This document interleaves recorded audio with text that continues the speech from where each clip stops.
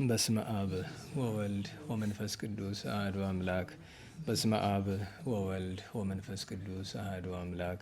በስመ አብ ወወልድ ወመንፈስ ቅዱስ አሐዱ አምላክ አሜን።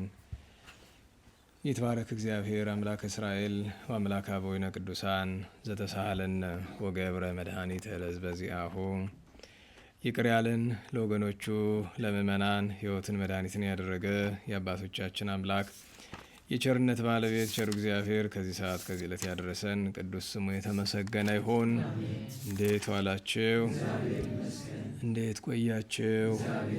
ቸርነቱ፣ ምሕረቱ፣ ይቅርታው፣ በጎነቱ የባህሪ ገንዘብ የሆነ አምላካችን መድኃኒታችን ኢየሱስ ክርስቶስ ለአምላክነቱ እንደሚገባ ቅዱስ ስሙ የተመሰገነ ይሁን። እመቤታችን ወላዲተ አምላክ፣ ቅዱስ መስቀል፣ ቅድስት ቤተ ክርስቲያን የወደዳቸው ቅዱሳን ሁሉ ስማቸው የከበረ የተመሰገነ ይሁን። እንኳን አደረሳችሁ።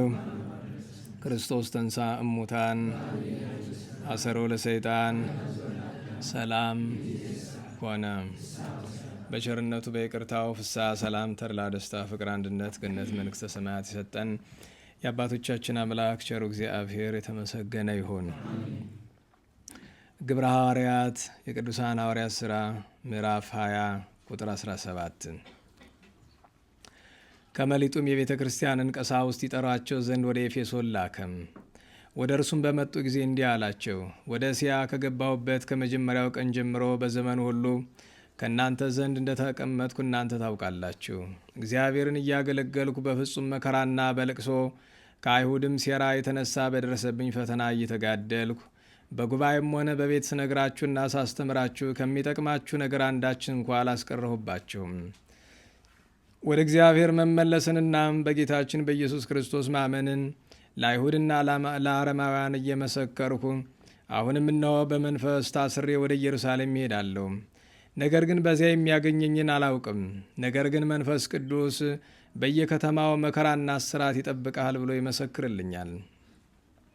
ነገር ግን የእግዚአብሔርን የጸጋውን ወንጌል እንዳስተምር ከጌታችን ከኢየሱስ ክርስቶስ የተቀበልሁትን ሩጫዬን እንድጨርስና መልእክቴንም እንድፈጽም ነው እንጂ ለሰውነቴ ምንም አላስብላትም። አሁንም እነሆ የእግዚአብሔርን መንግሥት የሰበኩላችሁ እናንተ ሁላችሁ ከእንግዲህ ወዲህ ፊቴን እንደማታዩኝ እኔ ያውቃለሁ። እኔ ከሁላችሁም ደም ንጹሕ እንደሆንኩ እነሆ ዛሬ በዚህች ሌሊት እመሰክርላችኋለሁ። ከእግዚአብሔር ምክር ሁሉ የሰወርኋችሁና ያልነገርኳችሁ የለም። አሁንም በገዛ ደሙ የዋጃትን የእግዚአብሔርን ቤተ ክርስቲያን ትጠብቁ ዘንድ መንፈስ ቅዱስ እናንተን ጳጳሳት አድርጎ ለሾመባት ለመንጋ ሁሉና ለራሳችሁ ተጠንቀቁ። ከእኔ በኋላ ለመንጋይቱ የማይራሩ ነጣቂዎች ተኩላዎች እንደሚመጡ እኔ ያውቃለሁ። ደቀ መዛሙርትንም ወደ እነርሱ ይመልሱ ዘንድ ጠማማ ትምህርትን የሚያስተምሩ ሰዎች ከእናንተ መካከል ይነሳሉ። ስለዚህም ትጉ። እኔ ሁላችሁንም ሳስተምር 3 ዓመት ሙሉ ሌሊትም ቀንም እንባዬ እንዳልተገታ አስቡ። አሁንም ለእግዚአብሔርና ሊያነጻችሁ በቅዱሳንም ሁሉ መካከል ርስትን ሊሰጣችሁ ለሚችለው ለጸጋው ቃል አደራ ሰጥቻችኋለሁ። ወርቅም ቢሆን ብርም ቢሆን ልብስም ቢሆን ከእናንተ ከአንዱ ስንኳ አልተመኘሁም። እነዚህም እጆቼ ለሚሻው ነገርና ከእኔም ጋር ላሉት እንዳገለግሉ እናንተ ታውቃላችሁ። በድካማችንና በስራችን ዕዳያንን እንቀበላቸው ዘንድ እንደሚገባን ይህንን አስተምሬያችኋለሁ። ከሚቀበል ይልቅ የሚሰጥ ብፁዕ ነው ያለውን የጌታችን የኢየሱስን ቃልም አስቡ። ይህንንም ካለ በኋላ ተንበርክኮ አብረውት ካሉት ሁሉ ጋር ጸለየ። ሁሉም እጅግ አለቀሱ። ጳውሎስንም አንገቱን አቅፈው ሳሙት። ይልቁንም ከእንግዲህ ወዲህ ፊቴን አታዩትም ስላላቸው እጅግ አዘኑ። እስከ መርከብም ድረስ ሸኙት። ስለ ቅዱስ ቃሉ ቸሩ መድኃኔ ዓለም የተመሰገነ ይሁን፣ የተመሰገነ ይሁን። ቅዱስ ጳውሎስ የዓለም ብርሃን የቤተ ክርስቲያን መብራቷ በመጨረሻው የኤፌሶን ስብከቱ ላይ ደቀ መዛሙርቱን ካህናቱን ለምክር ጠርቶ የተናገራቸው ኃይለ ቃል ብዙ ነገር ሃይማኖት፣ ተግሳጽ፣ እዝናት፣ ምክር ያለውን ኃይለ ቃል የተናገረበት ንባብ ነው። ግብረ ሐዋርያት እስከ ምዕራፍ 28 ድረስ ቢቀጥልም እንኳ ቅዱስ ጳውሎስ ለመጨረሻው ጊዜ ኢየሩሳሌም ደርሶ ከዚያ ተመልሶ ወደ ሮም ሂዶ ሰማዕትነትን በኔሮን እጅ እስከሚቀበል ድረስ ከዚያ በኋላ ድጋሚ ከነዚህ ወንድሞች ቅዱሳን ጋር አልተገናኝም። መጨረሻ ሲሰናበታቸው ከተናገረው ኃይለ ቃል በ23ኛው ቁጥር ያለውን ለትምህርታችን መነሻ እናደርገዋለን። ሕማም ወመዋቅይት ይጸንዐከ እንዘይብል አስመዐ ሊተ መንፈስ ቅዱስ። መንፈስ ቅዱስ እንዲህ ብሎ ለእኔ መሰከረ፣ መከራና እስራት ይጠብቀሃል ይላል። ስለ ቅዱስ ጳውሎስ ብዙ ብንነጋገር ደስ ይለኝ ነበረ። ነገር ግን ሰዓት ስለሚገታን 2-3 ኃይለ ቃላትን ብቻ ርዕሳችንን ሳንጨምር እንመለከታለን። የመጀመሪያው ብርሃነ ዓለም ቅዱስ ጳውሎስ ለደቀ መዛሙርቱ እዚህ ኃይለ ቃል ውስጥ የነገረን ወደ ኢየሩሳሌም እሄዳለሁ፣ ወደ ኢየሩሳሌም ስሄድ ምን እንደሚያገኘኝ እኔ አላውቅም፣ ግን የሚያስጨንቀኝ እሱ አይደለም። ይህን የሚያስጨንቀኝ ለሰውነቴ ላስብላት ስለማይገባ በሌላ መልእክት እንደነገረን የመከራውን ነገር ከዘረዘረ በኋላ ይህንን ሁሉ ሳልቆጥር ዕለት ዕለት የሚከብድብኝ ዕለት ዕለት የሚያሳስበኝ የአብያተ ክርስቲያናት ነገር ነው ይላል። ሰሞኑን እንደምታውቁት ዓመታዊ ሲኖዶስ 2ኛ ጉባኤ ይደረጋል። ስለ እርሱ መነጋገር ጥሩ ስለማይሆን እንዘለዋለን። ለምን ቢባል የምታውቁት ነው። አንዳንድ ነገሮችን መተው ጥሩ ነው። አንዳንድ ጊዜ መተው ነገሬን ከተተው ይላሉ። ነገሬን ከተተው ማለት መፍትሄ ሰጠኝ ማለት አይደለም። ግን መናገሩ ሲበዛ በደልም ይሆናል። ምክንያቱም መፍትሄ እንደማይመጣ እየታወቀ 1 2 3 ይነገራል። ከዛ በላይ ግን አይኬድም እና አንድ ወንድማችን የምታውቁት ወንድማችን ሰሞኑን ይጥራል፣ ጥረት ያደርጋል። አጀንዳዎች እነዚህ የቤተክርስቲያን ጉዳይ ይላልና አይ ወንድሜ ድከም ቢልህ ነው እያልኩኝ እንደምን ቢባል አባቶቻችን ሰይጣንን ማጽደቅ መላእክትን መኮንን አይቻልም ይላሉ። እንደዛ ሆኖብናል። መላእክት እንደምን ይኮንናሉ? ቅዱሳን ናቸው አይደል? ቅዱሳን ናቸው። አመስጋኞች አገልጋዮች ናቸው።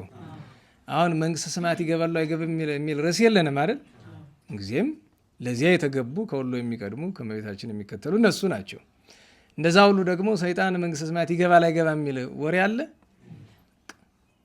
ምንም ለንግግር የማይበቃ ነገር ነው። የዛን ያክል በዚህ ዘመን ያለው ነገር ተስፋ የሚቆረጥበት ነው። ተስፋ መቁረጥ ማለት እገሌ መፍትሄ ይሰጠኛል ብሎ መጠበቅ ላይ ነው። ተስፋ የማይቆረጥበት ማን ነው? እግዚአብሔር ተስፋ አይቆረጥበትም። እውነት ተስፋ አይቆረጥባትም። የራስ ህይወት ተስፋ አይቆረጥበትም። በሰዎች ተስፋ ማድረግ ግን ከባድ ነው። ቅዱስ ዳዊትም ከንቱ ተአምኖ በሰብ፣ በሰው መታመን ከንቱ ነው ብሏል። ነቢያት ይተባበሩበታል። ኤርምያስም ስጋ በለበሰ የሚታመን የተረገመ ነው ብሏል። እና አንዳንድ ጊዜ ወትሮም እኮ ተስፋ የምናደርግ እነሱን አልነበረም፣ ያደረባቸውን መንፈስ ቅዱስ ነው። እንደተለያቸው ካወቅን ከዚያ በኋላ መተው ነው። እንግዲህ እንዳልኳቸው አሁን እንኳ አልናገርም እያልኩ ስናገር የሚመጣው ነገር ደስ አይልም። ደስ ለማናችን የሚያስደስት ነገር አይደለም በእውነቱ። እና ምን እንላለን? ምንስ እንናገራለን? ብቻ እሱ ቸር መድኃኔዓለም ለቤተ ክርስቲያን ቸርነቱን ያድርግ እና እዚህ ሲናገር ለሰውነት ያላስብላትም። ሰሞኑን ጭቅጭቅ አለ አይደል? አንድ የሆነ ሰው 120 ሚሊዮን ብር የሚያወጣ የሆነ ነገር ሰጠምና ምንም ነገር እኔ አይመለከተኝም እንዳፈቀደው ያድርገው ምን አገባኝ እኮ ማለት ጥሩ ነው። እንቅልፍ ለመተኛት መድኃኒቱ አንዳንድ ጊዜ ነው። ታዲያ ለእናንተ አይደለም። በጣም ለሚጨነቅ በጣም በብዙ ነገር አይምሮው ለሚወጠር ሰው ምን አገባኝ ማለትም ጥሩ ነው። አንዳንድ ጊዜ ነው ታዲያ፣ ሁል ጊዜ አይደለም። እና ቅዱሱ እንደዚያ ይላል። ይህንን ከነገራቸው በኋላ ለመዳናችሁ ከሚጠቅማችሁ ነገር ከእግዚአብሔር እውነት ከእናንተ የሰወርኩት ነገር የለም አለ። ሁሉንም ነግሬያችኋለሁ። ስለዚህም አለ ንጹሐነ እምደመ ኩልክሙ፣ ከሁላችሁ ደም ንጹሕ ነኝ። እግዚአብሔር ከዚህ በኋላ ቢጠይቀኝ ስለ ራሴ እንጂ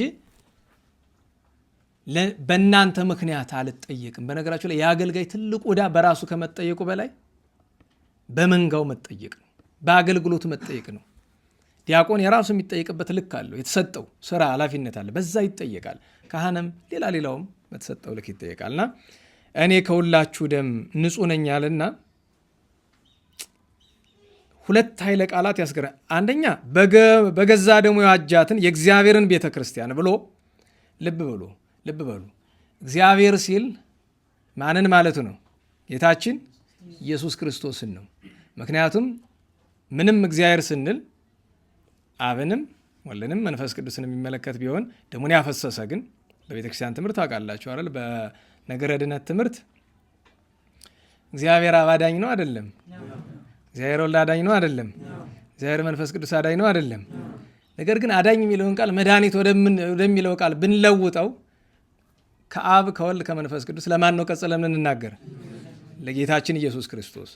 ይሄ ማለት መድኃኒት ስንል በሞቱ በትንሣኤው በስጋው ደሙ የተደረገውን ነገር ለመጥቀስ ነው እንጂ አብ መድኃኒት አይባልም አይደለም።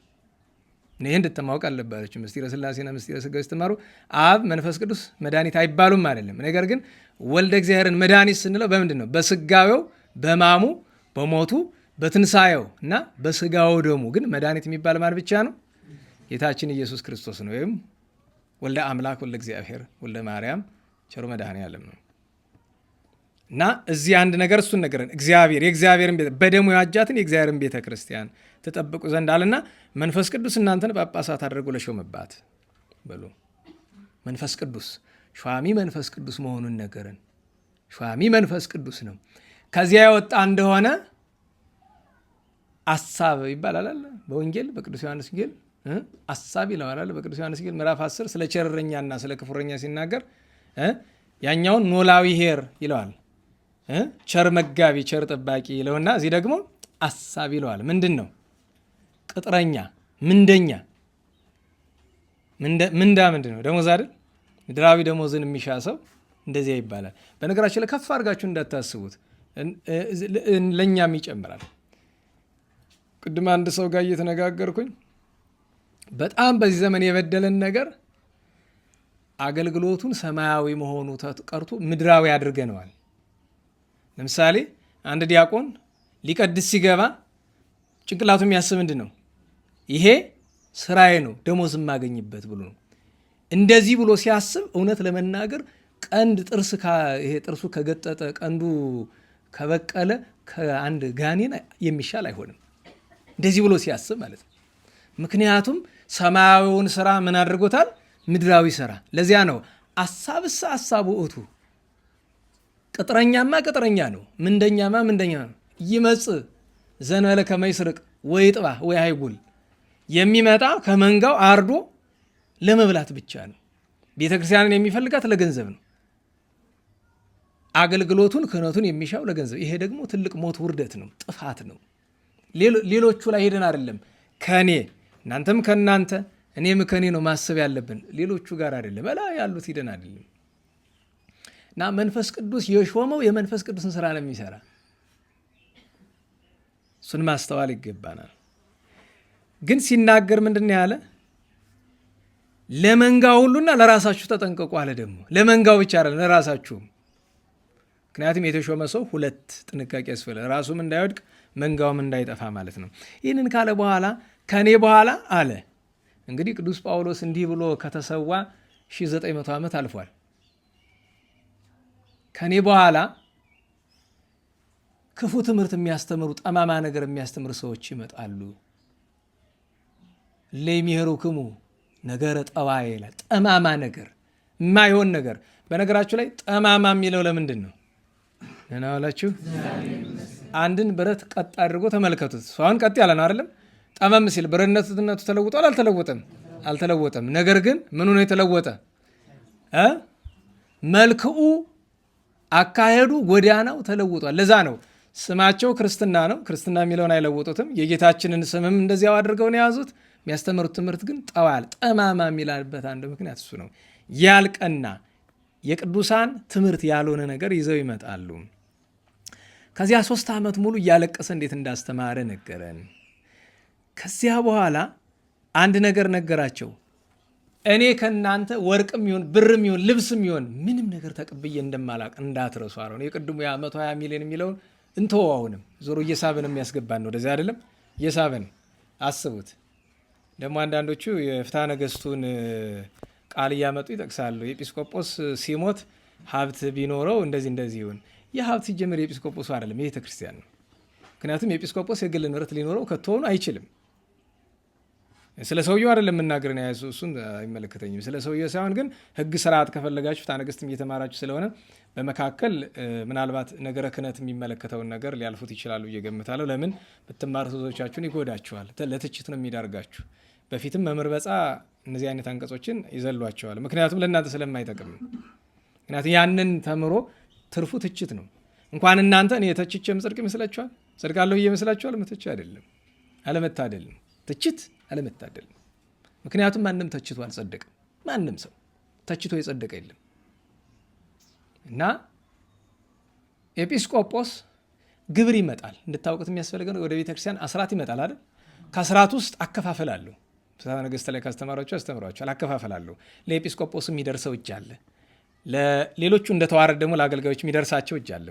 ያንን ኤጲስቆጶስ ምንድን ነው የሚያደርገው ከተባለ የዕለት ጉርስ የዓመት ልብሱን ይጠቀምበትና የተረፈውን እንግዲህ ይቀበልበታል፣ ነዳያንን ያበለበታል። ምክንያቱም ኤጲስቆጶስ ገንዘብ ተርፎት ነዳያንን ባይመግባቸው እንግዳ ባይቀበልበት ባለ ዕዳ ነው። ሀጥ ይባላል፣ ስተት ይባላል። የሚከማች ሀብት ሊኖረው አይችልም። እንዲያው እግረ መንገሩ እና ቅዱስ ጳውሎስ አገልጋይ አስቡት። ቅዱስ ጳውሎስ እያገለገለ ነው አይደል?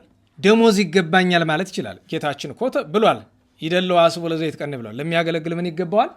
ዋጋ። አሁን ደሞዝ መቀበል ኃጢአቱ ነው አይደለም። ነገር ግን ከዚያም እንኳ አለፍ ብሎ ቅንጣት ደሞዝ ሳይፈልግ በእጆቹ የሚሰሩ ነገሮችን እየሰራ እነዚያን እየሸጠ እየተመገበ የተረፈውን ለደቀ መዛሙርት እየመገበ ከዚህ የተረፈው ደግሞ ለነዳያን ይሰጥ ነበር እና ለራሱ ብቻ ሰው ለተማሪዎቹም ያውም እያመመው ቅዱስ ጳውሎስ ራሱን ጥምጥም አንዱ የጥምጥም ምክንያት ስርዓት ስለሆነ ብቻ አይደለም፣ ተደራቢ ጥቅም ነበረው። በጣም ያመው ነበር ራሱን።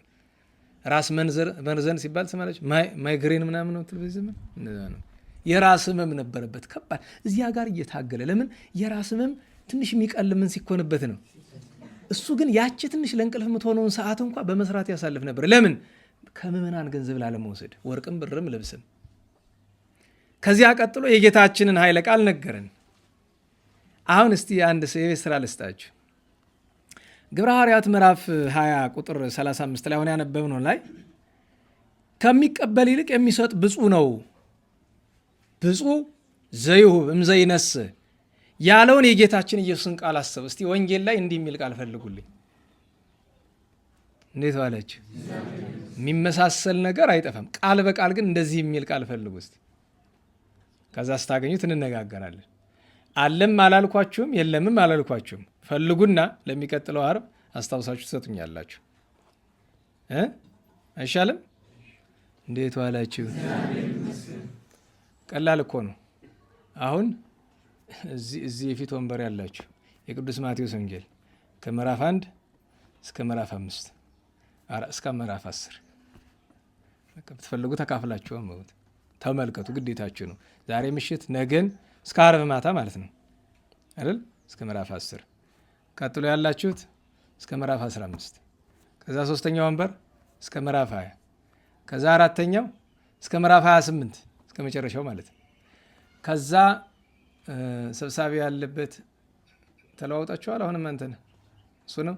እሺ፣ ስለዚህ አንተ ያለህበት መስመር የቅዱስ ማርቆስ ወንጌል እስከ 10 ከዛ ከኋላ ያላችሁት እናንተ የቅዱስ ማርቆስ ወንጌል እስከ 10 ከሚሆን እናንተ እስከ 8 አድርጉትና እናንተ እስከ 16 ከዛ ያላችሁ እህቶቻችን የቅዱስ ሉቃስ ወንጌል ሴት ሆኖች ለማንበብ አትቸገሩ ማለት ነገሩኝ እንጂ ማንበብ የማያውቅ ካለ እንግዲህ እሱን ምንም ማድረግ አንችልም። የማያውቅ ካለ እናንተ የቅዱስ ሉቃስ ወንጌል እስከ 10 ከኋላ ከዛ ቀጥሎ ከዚህ መስመር ከበሩ ወደዚህ ያላችሁት እስከ 17 ከዛ እናንተ ሶስታችሁ ያላችሁበት እስከ ምዕራፍ 24 ላይ ያልቃል አይደለም።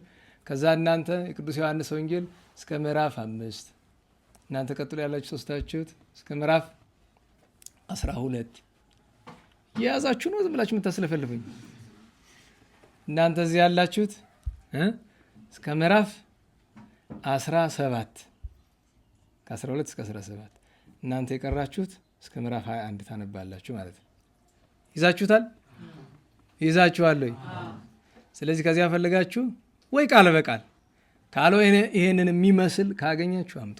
ይሄን ለምንድን ነው የምነግራችሁ? በኋላ ምክንያቱን ዓርብ ሳስተምር አስታውሳችኋለሁ። ምክንያቱን ለምን እንደዚህ እንዳልኩኝ እግረ መንገዱን ግን አንድ ነገር ወቁ፣ መጽሐፍ ቅዱስ የማንበብ ባህላችን ደካማ ነው። አንድ ሰው ከቅዱስ መጽሐፍ በተለይ ከወንጌል እንዴት ሳያነብ ይውላል? በነገራችሁ ላይ ደህና ዋላችሁ።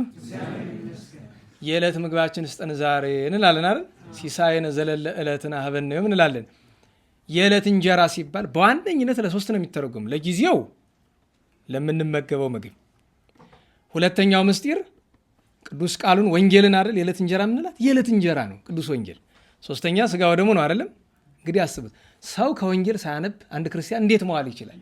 ዛሬ የሚገርማችሁ ስንፍናችን ነው። በመጻሕፍት ነው ማንበብ ያለብን፣ ግን በጣም ከአቅም በላይ የሆነ ነገር ቢገጥመን እንኳ እጃችን ውስጥ መጽሐፍ ቅዱስ አለ። በዚያ ማንበብ የሚመከር ነገር ባይሆንም እንኳ የመጨረሻ አማራጭ ሊሆን ይችላል እና ከሚቀበል ይልቅ የሚሰጥ ብፁዕ ነው ብሎ ሲናገር በቤተ ክርስቲያናችን ትልቁ ምግባር አፄ ልብነ ድንግል በመጨረሻ ዘመናቸው ምን አሉ? መልክአ ኤዶም ላይ እምኩሉ ምግባረ ጽድቅ ይህይስ ውሂብ፣ ከስራ ሁሉ የምትበልጥ ፍቅር ናት። ፍቅር ደግሞ መደበኛ መገለጫዋ ምንድን ናት? ምጽዋት ናት። አሁን ዛሬ እያሰብኩት ነበር። ቅዱስ ፊቅጦርን አከበርሁ አልኩኝ። ከነጋ ምንድን ያደረግከው እየሳስበው ትልቁ ነገር ምጽዋት ነበረ። ማለት ጥቂት ነገር እንሞክር ይሆናል፣ ግን አጥጋቢ አይደለም። በነገራችሁ ላይ ምጽዋት የሚጠገብ ነገር አለም። እኛ ማለቁ ነው ትዝ የሚለን የሆነ ነገር የምንሰጠው ነገር።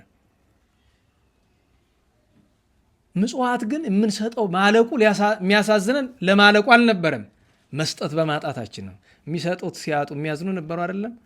እንደና አቡነ ዘግሩም አቡነ አብርሃም የሚባሉ በጣም ነው የሚያዝኑ የሚሰጡት ሲያጡ። እና ልብሳቸውን ሁሉ አውልቀው ሰጥተው ራቁታቸውን እያገኟቸው ሌላ ሰው መጥቶ ልብስ ይሰጣቸዋል። ያንንም ይሰጡታል፣ ደግሞ ይሰጣቸዋል።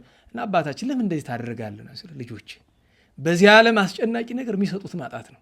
ለዚያ ነው አንዳንድ ደግ ሰው ሲመርቅ ምን ይላል? የምትሰጠው አትጣ ይላል። እና የቅዱስ ጳውሎስን በረከት ያሳድርብን። ኋላ እዚህ በኋላ አታዩኝም ስላላቸው ተንበርክኮ ሲጸልይ አለቀሱ በጣም። ታዲያ አንድ ሰው ተንበርክኮ መጸለይ የጴንጤ ነው ምናምን ብሎ አለ። ኧረ ተው ግድ የለም እባክህ። ኧረ እንዲያው እኮ ቅዱስ ጳውሎስ ምን አለ?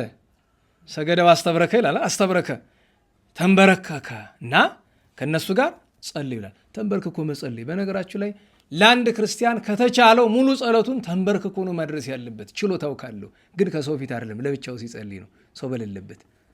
በጣም የሚቀል መቆም ነው መንበርከክ ነው። መቆሙ ነው የሚቀል። አያችሁ 3 ደረጃ አለው የጸሎት። በጣም ከባዱ ተንበርክኮ መጸለይ ነው። ለዚያ ነው የቅዱሳን ጉልበት ስትመለከቱት ይሄ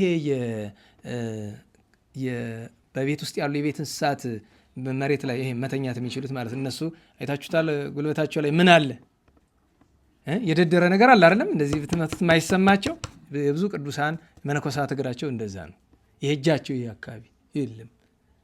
ሴሉ ሲሞት ነው እንደዛ የሚሆን ይባላል አይደለም? እና ቢነካው ምንም የማይሰማ ማለት ባይድ እስከሚመስል ድረስ እና ተንበርክኮ መጸለይ ይገባል። ታዲያ በፍትሐ ነገሥት በእግራችሁ ቁሙ ለምን አለ ቢሉ እሱም አንዱ መንገድ ነው። ተቀምጦ መጸለይ ሳለ ቢሉ አዎ አለ። እንዴት ላለ? መቆምም መንበርከክም ለማይችል። ተኝቶ ሳለ ቢሉ 3ቱንም ለማይችል አለ እኮ። ተኝቶ እኮ ይጸልያል። መቆም ካልቻለስ? ለምሳሌ እግር እስከ ጉልበቱ ድረስ የተቆረጠው ሰው ተቀምጦ ይጸልያል ይባላል። ወገቡ የተቆረጠስ? ለምሳሌ ወገብ ህመምተኞች አሉ፣ ፓራላይዝ የሆኑ ሰዎች አሉ አይደለም? መድኃኒዓለም አይጣልና እነሱን ሳይቆሙ አንልም እንላለን።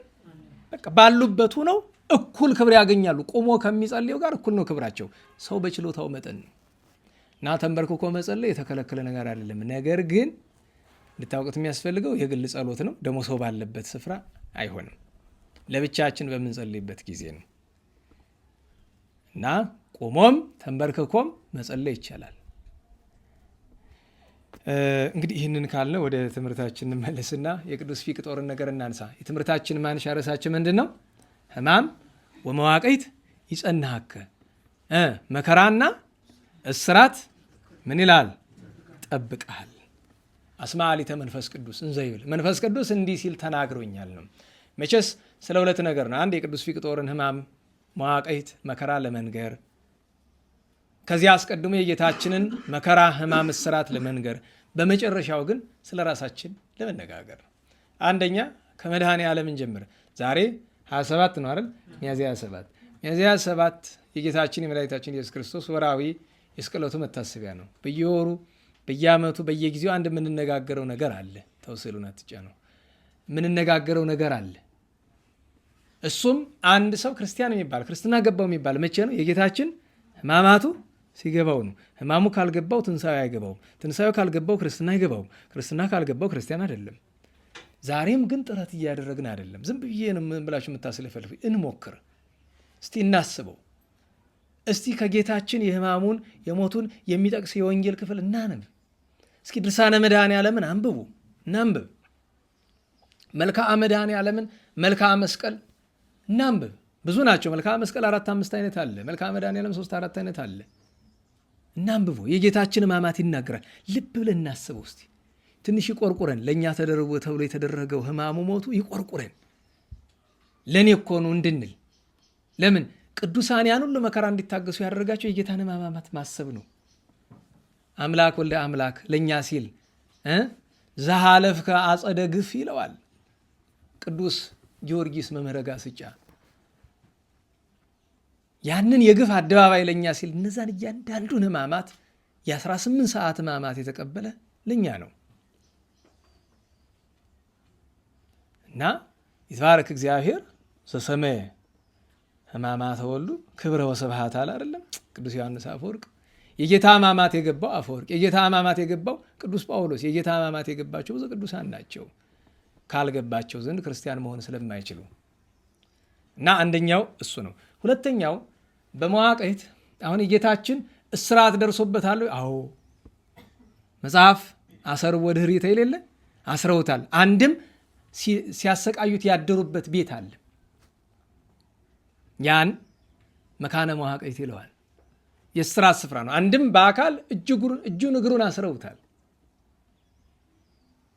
ስለዚህ ሕማመ መዋቅት ይጸናከ ሲል ከክርስቶስ ከመድኃኔ ዓለም ለመድረስ እሱ ባለፈበት ጎዳና ማለፍ ስለሚገባ ቅዱስ ጳውሎስ መንፈስ ቅዱስ ይጠብቅሃል እንዲያ ብሎ አለኝ እና እኔ ግን ለሰውነት ያላስብላትም ዝም ብዬ ነው ኢየሩሳሌም ሄድ የፈቀደው ይግጠመኝ ነው። ለዚህ ሄዶ ብዙ ተሰቃይቷል።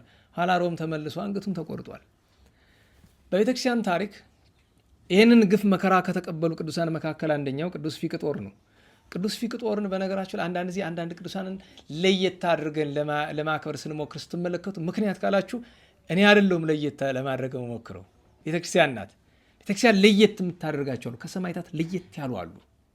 እንደነ ቅዱስ ጊዮርጊስ፣ እንደነ ቅዱስ መርቆሬዎስ፣ እንደነ ቅዱስ ፊቅጦር፣ እንደነ ቅዱስ ፋሲለደስ፣ እንደነ ቅዱስ ቂርቆስ ያሉ። ከጻድቃን እንደነ አቡነ ገብረ መንፈስ ቅዱስ፣ እንደ አቡነ ተክለ ሃይማኖት፣ እንደነ እንጦንስ መቃርስ፣ ጳኩሚስ፣ ታላቁ ሲኖዳ የመሳሰሉት አሉ። ከነቢያት ከአበው ከነገስታት ከቅዱስ ለየት ያላሉ። ምክንያቱም እንደ ፍቅራቸው መጠን፣ እንደ ገድላቸው መጠን፣ እንደ ንጽህናቸው መጠን ቅዱስ ፊቅጦርን ቅዱስ ወክቡር ኃያሎ መስተጋድል ንጹሕ ወድንግል ብላ ቤተክርስቲያን ጠራዋለች። በኃይለ መንፈስ ቅዱስ የተጋደለ ንጹሕ ድንግል በቤተክርስቲያን ታሪክ ለዚህ ነገር በብቸኝነት ቃል ኪዳን ከጌታችን የተሰጠው ሀተምኩከ በማኅተመ ድንግልና ለእምየ፣ በእናቴ በድንግል ማርያም ድንግልና አትሜሃለሁ የእሷ ንጽህና ይደርብህ። ይህ ማለት ቅዱስ ፊቅጦር እመቤታችን በንጽህና ይተካከል አይደለም። እንደዚህ ያለ ንጽህና ለየት ያለ እና ስለ ቅዱስ ፊቅጦር 7 ነገሮችን ብቻ እንነጋገር። ጊዜ ካገኘን እንጨምራለን ከ7ም ነገር በላይ። ግን አንደኛ የመጀመሪያው ነገር የቅዱስ ፊቅጦር ልደቱ ነው። ቅዱስ ፊቅጦር የተወለደበት ወራት በአደባባይ ሰማዕትነቱ ገና አልተጀመረም። እነ ዲዮቅልጥያኖስ አግሪጳዳ የፍየል እረኛ የነበረው ነግሷል። ግን በአፉ ክርስቲያን ነኝ እያለ በልቡ ጣዖት የሚያመልክበት ጊዜ ነበረ። አባቱ ህርማኖስ ይባላል። በዓለም ታሪክ ከነበሩ ክፉ ሰዎች አንዱ እሱ ነው። እናቱ ማርታ። በነገራችሁ ላይ ቅዱስ ፊቅጦር እንደ ፀሐይ ከምታበራ ቅድስት እናትና እንደ ቁራ ከጠቆረ መልኩን አይደለም ግብሩ ልቡ ከክፉ አባቱ ከህርማኖስን የተወለደ። ህርማኖስ ድሮ ለከንፈሩም ክርስቲያን ነኝ ባይ ነው። ዲዮቅልጥያኖስ ሲክድ ግን አብሮ ካደ። ያን ጊዜ ቅዱስ ፊቅጦር ወደ ወጣትነትም አልደረሰም፣ ልጅነቱንም አልፏል። ከዚህ አስቀድሞ ግን ቅዱስ ፊቅጦርን ከመውለዳቸው በፊት ተጋብተው ገድሉ እንደሚለው እስከ 30 ዓመት ድረስ ያለ ልጅ ቆይተዋል። በጣም ታዝን ነበረ። ዘወትር እየሄደች መድኃኔ ዓለምን ትለምን ነበረ። እመቤታችን ስዕል ፊት እየተንበረከከች ትጸልይ ነበረ። አንድ ቀን ስትጸልይ እናቴ ሆይ እመቤቴ ልጅ ስጭኝ፣ ለአንቺ የሚሆንሽ አንቺን የሚያስደስት ልጅሽን የሚያስደስት የሚያገለግልሽ ልጅ ስጭኝ። ምክንያቱም ህርማኖስ ማለት ከንጉሱ ቀጥሎ በደረጃ ሁለተኛ ነው። ያ ማለት በሮም መንግስት ማለት በዓለም ደረጃ ከአንድ መካከለኛ ከሚባል ሀገር ንጉሠ ነገሥት የሚበልጥ ስልጣን ያለው ነው። በጣም ሀብታሞች ናቸው። በአንድ ቀን እስከ 80 እስከ 90 ልጥረ ወርቅ ምጽዋት ትሰጥ ነበር። በነገራችሁ ላይ ቅዱስ ማነው ባሊያ ነጋዴው ሚያዝያ 3 ያከበር ነው መርቄ። ቅዱስ መርቄ እድሜ ዘመኑን ሰብሶ በጣም ሀብታም ሆኖ ነበር አይደል? ግን ሀብቱ አጠቃላይ ስንት ነው? 40 ልጥር ነው። እሷ ግን በአንድ ቀን እስከ 80 እስከ 90 ልጥር ምጽዋት ትሰጥ ነበረ ከሀብታቸው ብዛት የተነሳ። እና አንድ ቀን የእመቤታችን ስዕል ካለበት ዘንድ ቤተክርስቲያን ገብታ እመቤቴ ሆይ ልጅ ስጭኝ ብላ ስትል ስዕሊቱ አንገቷን ነቀነቀች። እሺ እንደማለት መቼስ አንዳንድ ጊዜ ስዕላት እንደዚያ ቢሉብን አይሉብንም፣ ለእኛ እንኳ ግን ቢሉ አይን የሆን ነው የምንል። ምክንያቱም አንዳንድ ጊዜ አይን ብዥ ሲል እንደዛ ሊመስል ይችላል። እንደዛ ስለተሰማት እመቤታችን ተነጋገረቻት። አይዞሽ እኔ ነኝ ያልኩሽ፣ ግን አለች ስሙን እንዳትቀይሪ ፊቅጦር በይው። በፈረንጅ ብዙ ቪክተር የሚባል ታውቃለህ? በተለይ ኳስ የምታየው ቪክተር ሳምበሪ ምናምን የሚባሉ ሰዎች አሉ። ቪክተር ወይም በቅብጥ ቋንቋ ቦክቶር ይሉታል። በእኛ ደግሞ ፊቅጦር ይባላል። ስታነቡት በግዕዝ ስለሆነ ቃሉ የመጣው ወደ አማርኛ ፊቅጦር ይላል። ስለዚያ አንድ ኩታራ ሰይመን የለ አይደለም፣ ፊቅጦር ቅን ሳብ ቤተክርስቲያን አለ አይደለም። በቤተክርስቲያን የሚባልበት የራሱ ወዛ አለ አይደል? ስሙ ሲጠራ እንደዛ እኮ ነው። እውነቴን ነው። አሁን የፈረንጆች የእኛን ሀገር ስም ሲጠሩ ታውቃላችሁ፣ የአትሌቶችን ምናምን ሲጠሩ አስተካከለው ይጠሩታል? አይጠሩትም። የራሳቸው ሲሆን ግን ጠፈፍ አድርገው ነው የሚጠሩት። ጠፈፍ አድርገው እና ፊቅጦር በሉ እስቲ። ቅን ያዝ ሳብ አድርገው ፊቅጦር፣ እንደዚያ ነው። ፊቅጦር በይው ብላ አለቻት። ፊቅጦር ማለት ምን ማለት ነው? እዚህ ታልነገርኳችሁ? እግዚአብሔር ሐዘኔን አራቀ አሰሰለ ሐዘኔ ወዝንጓጉ ብሎ እንደማለት ነው። ስለዚህ የቅዱስ ፊቅጦር ጽንሰቱ ልደቱ እንደዚያ ነው። የተወለደ የካቲት 13 ቀን ነው። በ3ኛው መቶ ክፍለ ዘመን የመጨረሻዎቹ ዘመናት አካባቢ ምናልባትም በ280 መጀመሪያ አካባቢ ይሆናል የተወለደበት ጊዜ። ምክንያቱም መከራ መቀበል ሲጀምር እድሜው ከ20ዎቹ መጀመሪያ ውስጥ ነበረ። ከዚያ ሁለተኛ መነጋገር፣ አንደኛ ልደቱን አየን። በእመቤታችን አማላጅነት በጌታችን ቸርነት ነው የተወለደ በ30 ዓመት ልመና። ሁለተኛው ክርስትና ነው። ክርስትና በሚነሳበት ጊዜ የአግሪጳዳ ኋላ ዲዮቅልጥያኖስ ሲሆን የንጉሠ ነገሥቱ ሚስቶች አሉ። እንግዲህ ችግር ነው እንኳን አይዛብ አንዳንድ ጊዜ ክርስቲያን ተብሎ ሚስቶች የሚባል ሰው አለ። እኔ ነገራችሁ ላይ በዚህ ዘመን የማውቃለሁ 2-3 ሚስት የያዘ ሰው ማለት ነው። በነገራችሁ ላይ ከሱ ላይ የሚያስገርመኝ ሁለተኛ ሶስተኛ እንደሆኑ እያወቁ የሚቀመጡ ሴቶች ናቸው። ቀድሞ ዘመን በሀብታሞቹ በነገስታት ዘመን ምን ይባላል? ዕቁባት አይደል? ዕቁባት አለው። በነገራችን ላይ ዕቁባት አይደለም ዕቁባት። አቀበ ምንድን ነው? ጠበቀ። ዕቁባት ምንድን ናት? ጠባቂ ሚስት። ሲደብረው የሚሄድ ማለት ጠባቂ፣ እስኪመጣ የምትጠብቅ ማለት ነው። ጠባቂ አስባችሁታል? አማርኛው ግን ጸያፍ ነው፣ ይከብዳል አይደል? ያን ጸያፉን ትተህ ደግሞ አንዳንዱ ደግሞ ቅምጥ ይላል። ያው ተቀምጣ የምትጠብቅ ናት። ምን አላት ሌላ? እና ይሄ መንፈሳዊነቱ ብቻ አይደለም፣ ራስን መናቅ ነው። አንዲት ሴት ሁለተኛ ሶስተኛ የተወሰደ ከማን ነው? ከናይጄሪያ ከአይዛብ የተወሰደ ነው አይደለም? ከአንድ ሴት እንዲህ አንዲት ሴት እንዴት ተጠባባ እኔ አይደል እንጃ እኔ ብቻ እንደ መድኃኒዓለም ከዚህ አድነን። እንዲያው እናንተን የሚመለከት ነገር ላይሆን ይችላል፣ ግን ይህንን የሚሰማ አይታወቅም። እንዲህ ያለ ሰው አንዱ ሊሰማ ይችላል። እንዲህ ያለ እኮ አለ እልፍ ብሎ ያዳምጠዋል። ለመጀመሪያው ስታዳምጥ ይህን ትናደዳለች፣ ሰደበኝ ብላ። ኋላ ግን አንድ ቀን ቀስ ብሎ ቆረቁራታል። ያን ቀን ሊገባት ይችል ይሆናል። ስለሆነ ሰው እያወራሁ መስሏችሁ ከሆነ እንዳትሳሳቱ። አይደለም፣ ስለሆነ ሰው እያወራሁ አይደለም፣ ግን ብቻ ይሄዳል፣ ይደርሳል። ለዚያ ሲባል ነው እንጂ ይሄ እናንተን የሚመለከት ነገር ለጊዜው አይደለም። ለሁሉም ሚስቶች ነበሩት። ከሚስቶቹ አንዷ ዋናዋ ንግስቲቱ፣ በነገራችሁ ላይ ዋና የሚባሉት 2 ናቸው። አንዷ የንጉሠ ነገሥቱ የኑማሪያኖስ ልጅ ናት። ኑማሪያኖስ በጦርነት ሄዶ ተገሎ እያለ የአንድ የፍየል እረኛ እና የፈረስ ፋንድያ ሲጠርቅ የነበረ ሰው አንስታ ንጉሥ አደረገችው። በቀደም አላልኳችሁም? አንዳንድ ጊዜ ድሃ አትሾሙ ምናምን የሚለው ነገር እንደው እንደንትን እንዳታዩት ግን በቃ እና እቺ ሴት ክፉ ናት። ሁለተኛዋ ሚስቱ ግን ማናት? ከቅዱስ ጊዮርጊስ ታሪክ ውስጥ የምናገኛት እስክንድሪያ ናት። እሷ ጣዖት አምላኪ ናት፣ ግን ቢያንስ ሰብዕና አላት። እናችኛይቱን ሴት ዲዮቅልጥያኖስ ምን አላት? ህርማኖስ ልጅ ስለወለደ ማርታ ደግሞ ከነገሥታት ዘር የምትቆጠር በጣም የተከበረች ሴት ናት እና አጅቢያት፣ አብረሻት ሂጂ ወደ ክርስትናው አላት። ወደ ክርስትናው ሄዳ ክርስትና ሊያነሳው የቀረበ ማን ነው? ሊቀ መላእክት ቅዱስ ሩፋኤል ነው። መታቀፊያ ልብስ ደግሞ ይዘው የመጣ ምንድን ነው? ሰማያዊ ልብስ ነው፣ ወርቅ የሆነ በወርቅ ያንን አይታ ቅናት ነደደች። ስጭኝ አለች። አይሆንም፣ የማይሆን ሆነ። ልትነካው ስትል ሩፋኤል ይወስደዋል፣ ቅዱስ ሩፋኤል። ኋላ ስለተናደደች ጥምቀቱ ካለቀ በኋላ ሕፃኑን ተቀብላ ደረጃ ላይ ወረወረችው። ቅዱስ ፊቅጦርን ሞተ። በሕፃንነቱ ሞቶ ያውቃል፣ በክርስትናው ቀን ሞተ እና ቅድስት ማርታ ታቅፋ ሄዳ እናቴ ሆይ እመቤቴ፣ ምክንያቱም ከዲዮቅልጥያኖስ ሚስት ጋር መጣላት አትችልም፣ ችግር ነው። በምን ትጣላለች? በዚያውም ላይ መንፈሳዊ ሴት ናት። ሄዳ እመቤታችን ምን ነው አሳይተሽ ነሳሽኝ አለቻት። ስዕል አድነው አፍ ብትልበት መልሶ ተነስቷል።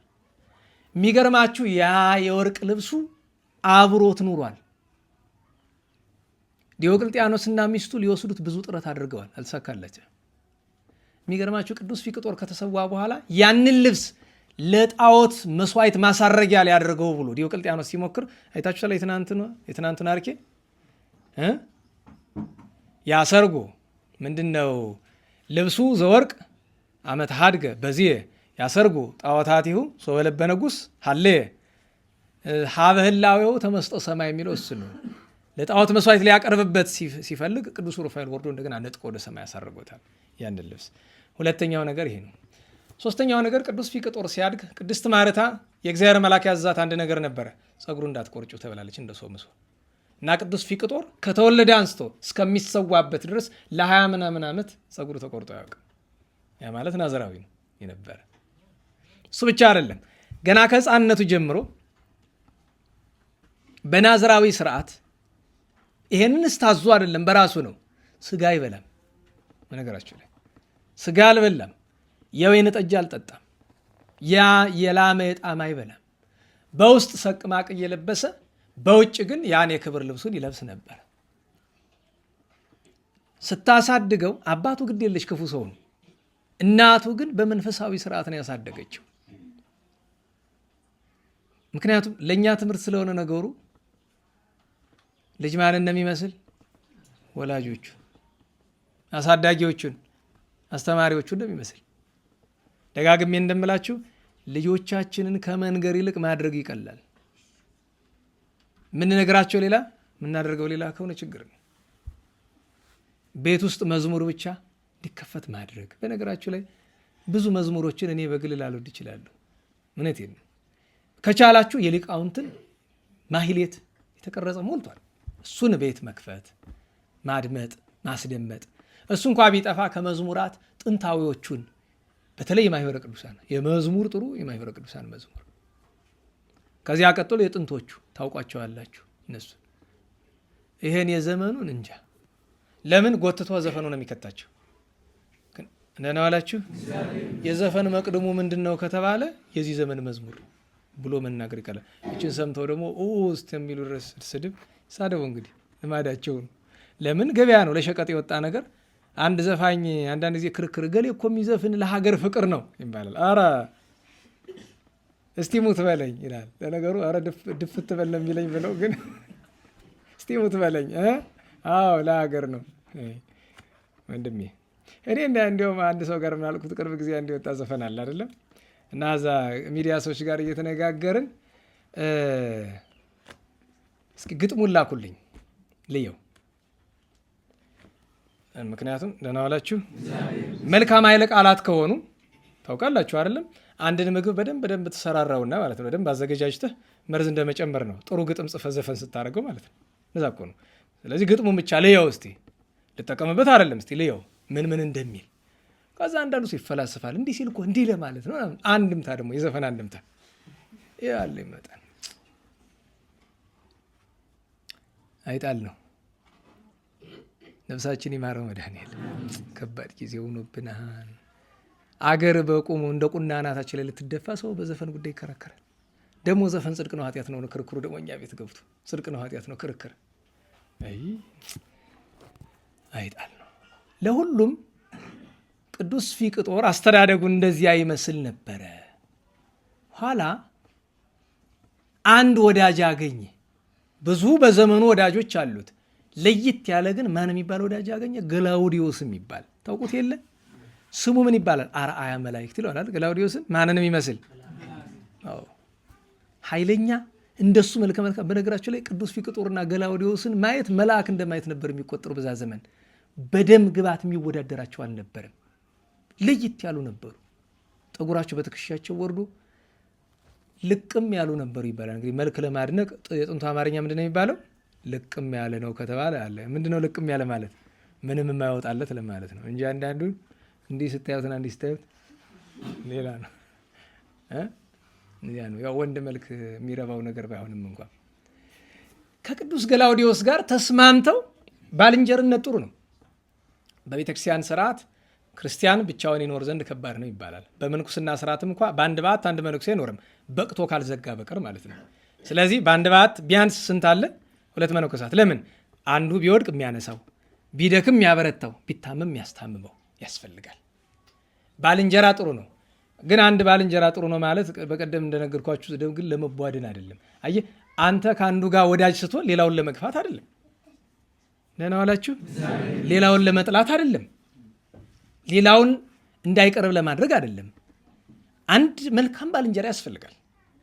አንድ ለሴት ለወንድ ወንድ ማለት ያስፈልጋል። መልካም ባልንጀራ የሚያተጋ ወይ ደግሞ የምናተጋው ያስፈልጋል። ለዚህ ደግሞ ባልንጀርነት ሲመረጥ የባልንጀርነት የመጀመሪያው ትልቁ መስፈርቱ ሃይማኖት ነው አይደለም? የልብ ባልንጀራ መንፈሳዊ ባልንጀራ የሚሆናችሁ ኦርቶዶክሳዊ ክርስቲያን ሲሆን ነው አይደለም? ከዚያ ቀጥሎ ብዙ ዝርዝር ነገር ሊመጣ ይችላል። ለመልካም ባልንጀርነት ንስሐ መግባቱ መቆረሙ ነው። ለእኔ ግን ይሄን ውሰዱት አላላችሁም። ለእኔ ግን የባልንጀርነት ቁጥር 1 መስፈርቱ ተንኮለኛ ያልሆነ ነው። ቅንነት ያለው አያችሁ፣ የማያጠፋ አይደለም። የማያጠፋ ማን አለ? ሆን ብሎ የማያጠፋ ተንኮል የሌለው። ምክንያቱም ተንኮል ካለው የማን ማደሪያ ነው? ያጋንንት። በነገራችሁ ላይ ተንኮለኛው ነው 100 ጽድቅ ካለው 100 በጎ ስራ ከሚሰራ ይልቅ 100 ጊዜ የሚያጠፋ ቅን ሰው ይሻላል። ለምን ብትሉ የዛኛው የተንኮለኛው ሰው ስራው እንደ ኤንጂኦ ስራ ቁጠሩ። እውነቴን ነው። እና ክፋትን ከልባችን እናርቅ። በእውነቱ ጥሩ ባልንጀራ ገላውዲዮስን አገኘ። ከእሱ ጋር ይጾማሉ፣ በመንፈሳዊ ቅናት አንዱ የሚያደርገውን አንዱ እያደረገ በመንፈሳዊ ቅናት እያደጉ ሄደው የሚገርማችሁ አንድ ቀን ምን ያህል ደረጃ እንደደረሱ የምታውቁት?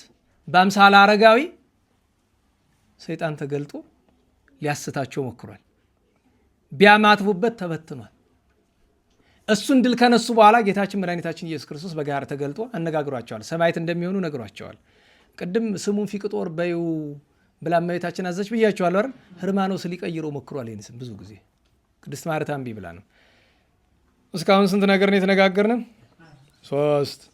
አንደኛ ልደቱን፣ 2ኛ ጥምቀቱን፣ 3ኛ አስተዳደጉን አይደል? 4ኛ የመከራው ዘመን መጣ። ዲዮቅልጥያኖስ በአባ አጋግዮስ ምክንያት ካደ። በነገራችሁ ላይ አባ አጋግዮስ ለቤተክርስቲያን መከራ ምክንያቱ ነው አይደለም? ገድለ ቅዱስ ፊቅጦር ላይ ስትመለከቱ ይህ ሰውዬ ገንዘብ ከመውደዱ ባሻገር ሌላ ነገሩ ግን ደህና ነበር እና ንጉሱ ሊገለው ሲያስብ አስቀድሞ ቅዱስ ፊቅጦር ያውቅ ነበር እና አባ አጋግዮስን ለማስጠንቀቅ ሞክሮ ነበር። ነገር ግን አልተሳካም። አባ አጋግዮስም ተገደለ። ቤተክርስቲያን ላይ መከራ መጣ። በእርግጥ አባ አጋግዮስ ያንን ባያደርገውም ዲዮቅልጥያኖስ ምክንያት ነው ሲፈልግ ነበር። የሆነ ምክንያት ፈልጎ ጣዖት ማቆም አይቀርም። ጣዖት የቆመ ጊዜ የመጀመሪያ ሰጋጅ ከዲዮቅልጥያኖስ ቀጥሎ የቅዱስ ፊቅጦር አባት ህርማኖስ ሆነ። እናቱ አዘነች፣ ፊቅጦርም አዘነ። በመካከል ብዙ ታሪክ አለው። እንግዲህ አስቀድመው እነ ቅዱስ ፋሲለደስ ሌሎቹ ታላላቅ ሰማዕታት ተሰዉ። ያን ጊዜ ቅዱስ ፊቅጦር አለ እና አንድ ጊዜ ቅዱስ ፊቅጦር ሄዶ ከቅዱስ ፋሲለደስ ቤት ተሰብስበው አገኛቸው። እነማን? እነዚህ በቤተክርስቲያን የምናውቃቸው በጣም ታላላቆቹ፣ አንደኛ ቅዱስ ፋሲለደስ ታላቁ፣ ሁለተኛ የእሱ ልጁ አውሳቢዮስ፣ ከዚያ ሌላኛው ልጁ መቃርስ፣ ከዚያ ቅዱስ እስጢፋኖስ ካለ ሁለተኛው፣ ከዚያ ቅዱስ ቴዎድሮስ በናድሌዎስ፣ ቴዎድሮስ ምስራቃዊ፣ ቅዱስ አባዲር፣ እነዚህ የመሳሰሉ ትልልቆቹ ተሰብስበዋል እና ስብሰባቸው ስለ ክርስቶስ እንሰዋ፣ ምድራዊ ነገር ይቅርብን። አቅሙ አላቸው። ዲዮቅልጥያኖስን አንጠልጥለው መጣል ይችላሉ። አቅሙ ነበራቸው። ግን መንግስተ ሰማያትን እናስቀድም ብለው እና ቅዱስ ፋሲለደስ ልጆቹን እንደዚያ እየመከራቸው እያለ በዚያ ወራት እንድታውቁት የሚያስፈልገው ነገር ህርማኖስና ዲዮቅልጥያኖስ ለቅዱስ ፊቅጦር 20 ዓመት ሲሞላው ሚስት አጭተውለታል። ያቺ ሚስት በላይ ታጨለችለት ደግሞ የቅዱስ ፋሲለደስ ልጅ ናት። ቅዱስ ፋሲለደስ ስንት ልጆች ነው ያሉት? 2 ወንድ 2 ሴት። አንዷን ነው እሱ ግን የለም አትድከሙ ብሏቸው እምቢ ብሏል። እሷም አትፈልግም። ምክንያቱም እሷም በዘመነ ሰማዕታት ተሰውታለች በኋላ እና ሄዶ ወደ ቅዱስ ፋሲለደስ በር ላይ ቆሞ ቅዱስ ፊቅጦር አለቀሰ እና ፋሲለደስ ወጥቶ ልጅ ምን ነው ታለቅሳለህ አለው። አይ ልጆችህን ሳስባቸው ቀንቼን ያለቀስኩ፣ አንተን የመሰለ አባት የሰጣቸው ክርስቶስን የሚያመልክ እኔ አላደለኝም። እናቴ ጥሩ ናት፣ አባቴ ግን የተረገመ ነው፣ ጣዖት የሚያመልክ ነው ብለው አይዞ ልጄ የእኛን ጎዳና በኋላ ትከተላለህ አለው። እንዲህ ያደረገ ቆየ። ኋላ ጊዜው ደረሰ። ከህርማኖስ ጋር የመጀመሪያ ጠባቸው እንድታውቁት ከዲዮቅልጥያኖስ አይደለም ከህርማኖስ ጋር ነው። ጣዖት እንዲያመልክ ለማድረግ ህርማኖስ ብዙ ሞክረ፣ አልተሳካለትም። መጨረሻ ላይ መሰዳደብ ጀመሩ። የሚገርማችሁ ነገር ህርማኖስ እኔ ሰው አንዳንድ ሰው ነገራችን ላይ ሰው ሀገር በዚህ በአርማጭሆ እያለሁኝ አንዲት መናፍቅ ከጎረቤት ነበረች ጴንጤና እመቤታችን ላይ የማይገባ ነገር ስትናገር ጎረቤትንን ያው የተከራየነው ቤት ሲያወራ ይሰማል፣ ሲተነፍስም ይሰማል። እንኳን ሲያወራ ክፉ ነገር ጆሮ ይሰማል። ከዛች ቀን ጀምሮ ሰላምታ የለኝም እና መታ እንዲቱ አንተ ሰባኪ አይደለህ ምናምን ብዙ ነገር አለችኝ። እንዴት ሰላምታ ተከለክላለህ? ጠላቶቻችሁን ወደዱ አይሉ? ኧረ አልጠላኋትም። እንዴት አልጠላኋትም ትላለህ ሰላምታ? አይ ተይ እባክሽ። አንደኛ ነገር ትንሽ ፊደል ቆጠረ ሰው ጋር ክርክር አይጠብም። እኔ አንድ ጥቅስ ጠቅሼ አፍሽ ይዘጋል። ምን ያደርጋል ማለት አንድን ጥቅስ ለራሴ የማይገባኝን ጥቅስ እንድጠቅሰው አታድርጊ፣ ዝም ብለሽ ሂጂ። አንዳንድ ሰዎች ይኸውላችሁ በደሞት ላይ ደግሞ በቀደም ነው መሰለህ አንዲቱ ከእናንተ መካከል መጣ፣ በጣም ጨንቆኛል፣ በጣም ብዙ ችግር፣ እስኪ ከችግሮች አንዱ ነገር ስላት፣ ለምሳሌ በገና መደርደር እስካሁን ድረስ በደንብ አልተረዳልኝም እና ይጨንቀኛል። እና እኔ አንዳንድ ሰው ግራ ነው የሚገኝ። ኋላ ይኸውልሽ እናቴ በገና እየየ ሲደላ ነው ይላሉ አባቶቻችን። በገና ቅንጦት ነው። በነገራችሁ ላይ በገና ያልደረደረ አይጸድቅም ተብሏል። ቢኖር ጥሩ ነው አይደለም? ቢኖር ጥሩ ነው፣ ግን አስገዳጅ ነገር ነው አይደለም። እንዴ ታው እንጂ ከበሮ መቆርቆር አልቻልኩም ተብሎ ሀዘን አለ እንዴ? ኋላ እንደዚህ የስላት ማለችኝ። አይ ጌታ እኮ በበገና አመስግኑኝ ብሏል አለች። እሱን ያልሽ አንቺ ነሽ። እኔ አልኩ በይ በጌታ አታምከኝ። ከየት መጽሐፍ አየሽው? አይ ሲሉ ሰምቻለሁ። እነማን ሰዎች? ወረዳ ገባን። ሰዎች ማለት የትኞቹ ናቸው? የትኛው መጽሐፍ ወይ የትኛው ሊቅ የትኛው መምህር? እሱን ስዕል አትደግፈው ብሎ ይቀደዳል። እባክህ በጣም በተደጋጋሚ ይቀደዳል። ነና ዋላችሁ እና ልብ በሉ። እኛ አንዳንድ ጊዜ ወይ አስተካክሎ መያዝ ነው፣ ደግሞ ለክርክር ማዋያ ጥሩ አይደለም። እግዚአብሔርን በበገና አመስግኑት የሚላል ቃል አለ አይደለም? አዎ በከበሮ አመስግኑት የሚላል። እንግዲህ አመስግኑት የሚለው በብዙ ነው አይደለም? በገናዎች አለመለየቶች እንቃት እና ግን አመስግኑኝ ተብሎ ደግሞ ጥቅሱ ተቀይሯል። ሰብሁኒ ሰብህዎ ቀርቶ እና በምን ትዛለህ ብላችሁ ብትሉ ይህን ተርታውን ነገር ለትልቁ ነገር ምሳሌ ለማድረግ ሳይሆን ግን የሰውየው ክፋት ህርማኖስ ለጣዖት ስገድ ሲለው ቅዱስ ፊቅጦር እምቢ ሲለው ምን አለ መሰላችሁ? ከመጽሐፈ ምሳሌ ጠቅሶ አባትህን ስማው አላለም ጠቢቡ ሰለሞን አለ። አያችሁ፣ ይሄ ነው ዲያብሎስ ጥቅስ ሲጠቅስ ለምን አጠቃቀሱን የማናውቀው ለባለቤቱ ለጌታችንስ ጠቅሶለት የለ ከመጽሐፍ ቅዱስ ይወለች እንደዛ አለ። ቅዱስ ፊቅጦር ግን ዘያፈቅር አባሁ ወእሞ እምኔ ይደሉ ሊተ ከኔ ይልቅ አባቱ እናቱን የሚወድ የሚሰማ ለእኔ ሊሆን አይገባም ብሎ ምላሽ ሰጥቶታል። እንግዲህ ለጣዖት ለማሰገድ የመጽሐፍ ቅዱስ ጥቅስ ጭራሽ ለሁሉም እንዲህ ያለ ከሱ ጋር ተከራከረ። አንድ ቀን ከመበሳጨቱ የተነሳ አፉን አስለጉሞ መሬት ላይ አስጥሎ አካሉ እስክነታተፍ ድረስ አስደበደበው። እንደዚህ አድርጎ እጁን በግራና በቀኝ አስቸንክሮት ወደ እናቱ ቤት ላከው። እሷ ደም ያየችው ደም አይኗን እስኪያሰክረው ድረስ እስክታለቅስ። የሚገርመው ነገር ለመጀመሪያው ጊዜ ጣዖት የቆመ ጊዜ አጵሎን፣ አርዳሚስ፣ ዜውስ እና ቀጥሎ ደግሞ ወደ 67 ተጨማሪ አጠቃላይ 70 ጣዖታት የቆሙ ጊዜ ቅዱስ ፊቅጦር እንዴቱን የገለጸበት መንገድ ይገርመኛል። ክርስቶስ ተክዶ በክርስቶስ ከተማ በአንጾኪያ ክርስቶስ ከተማ ነው የምትባል ለመጀመሪያው ጊዜ አርዲት ክርስቲያን የተባለው በአንጾኪያ አይደለ? የክርስቶስ ከተማ ነው የነበረች።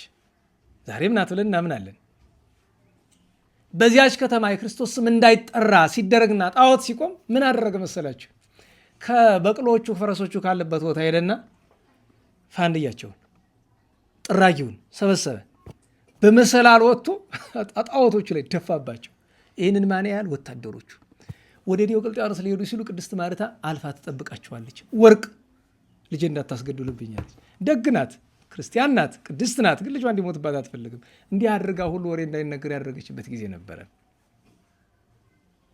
እና ይሄ አራተኛው ነገር መከራው ሲጀምር የነበረውን ነገር ይመለከታል። አምስተኛው ነገር መከራው ከጀመረ በኋላ ወደ ዋናው ስቃይ ማለትም ወደ ግብፅ ከመላኮ ፊት በጣም ለየት የሚያደርገው የቅዱስ ፊቅጦር ነገር ነበረው።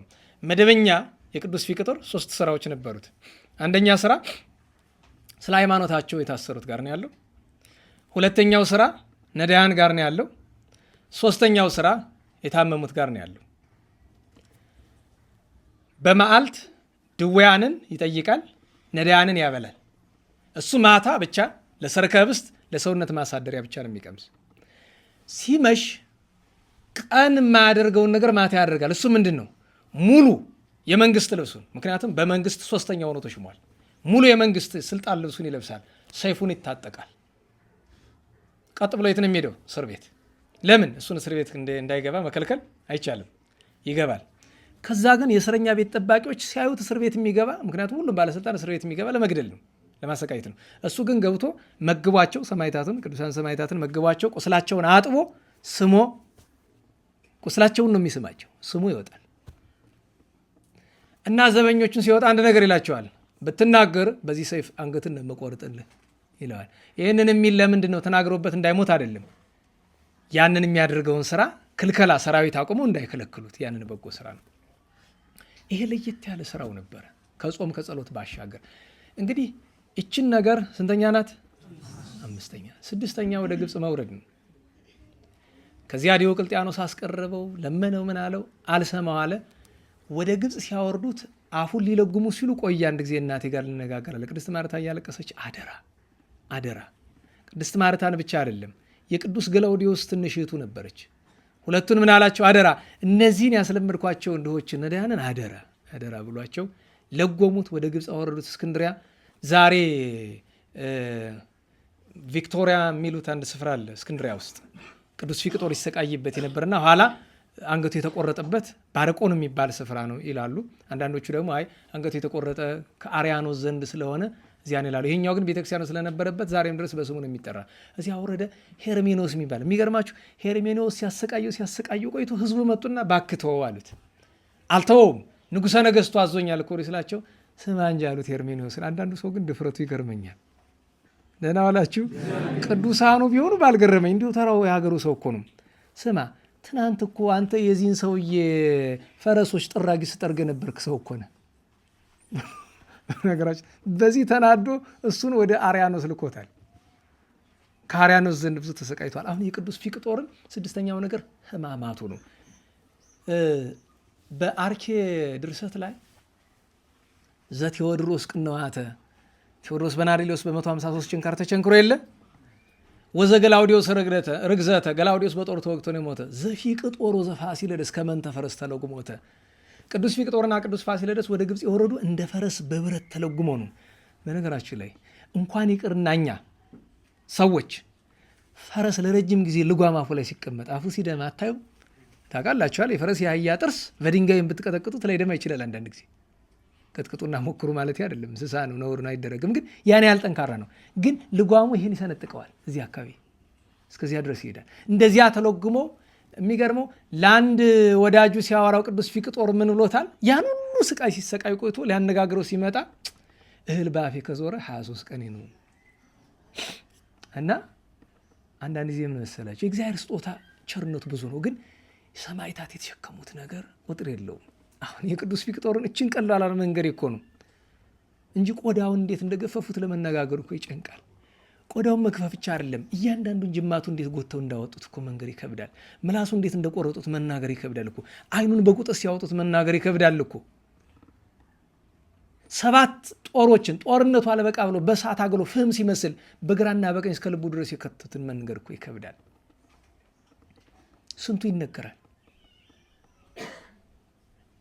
እሳት ውስጥ እሳት አንድደው ድኛ ዶሮ ማር የሚያቀጣጥል ነገር ጨምረው እሳት ውስጥ ሲጨምሩት 3 ደቂቅን ያዳንክ እኔን ማድነኝ ብሎ ጸለየ። ጌታችን እሳቱን አጠፋለት።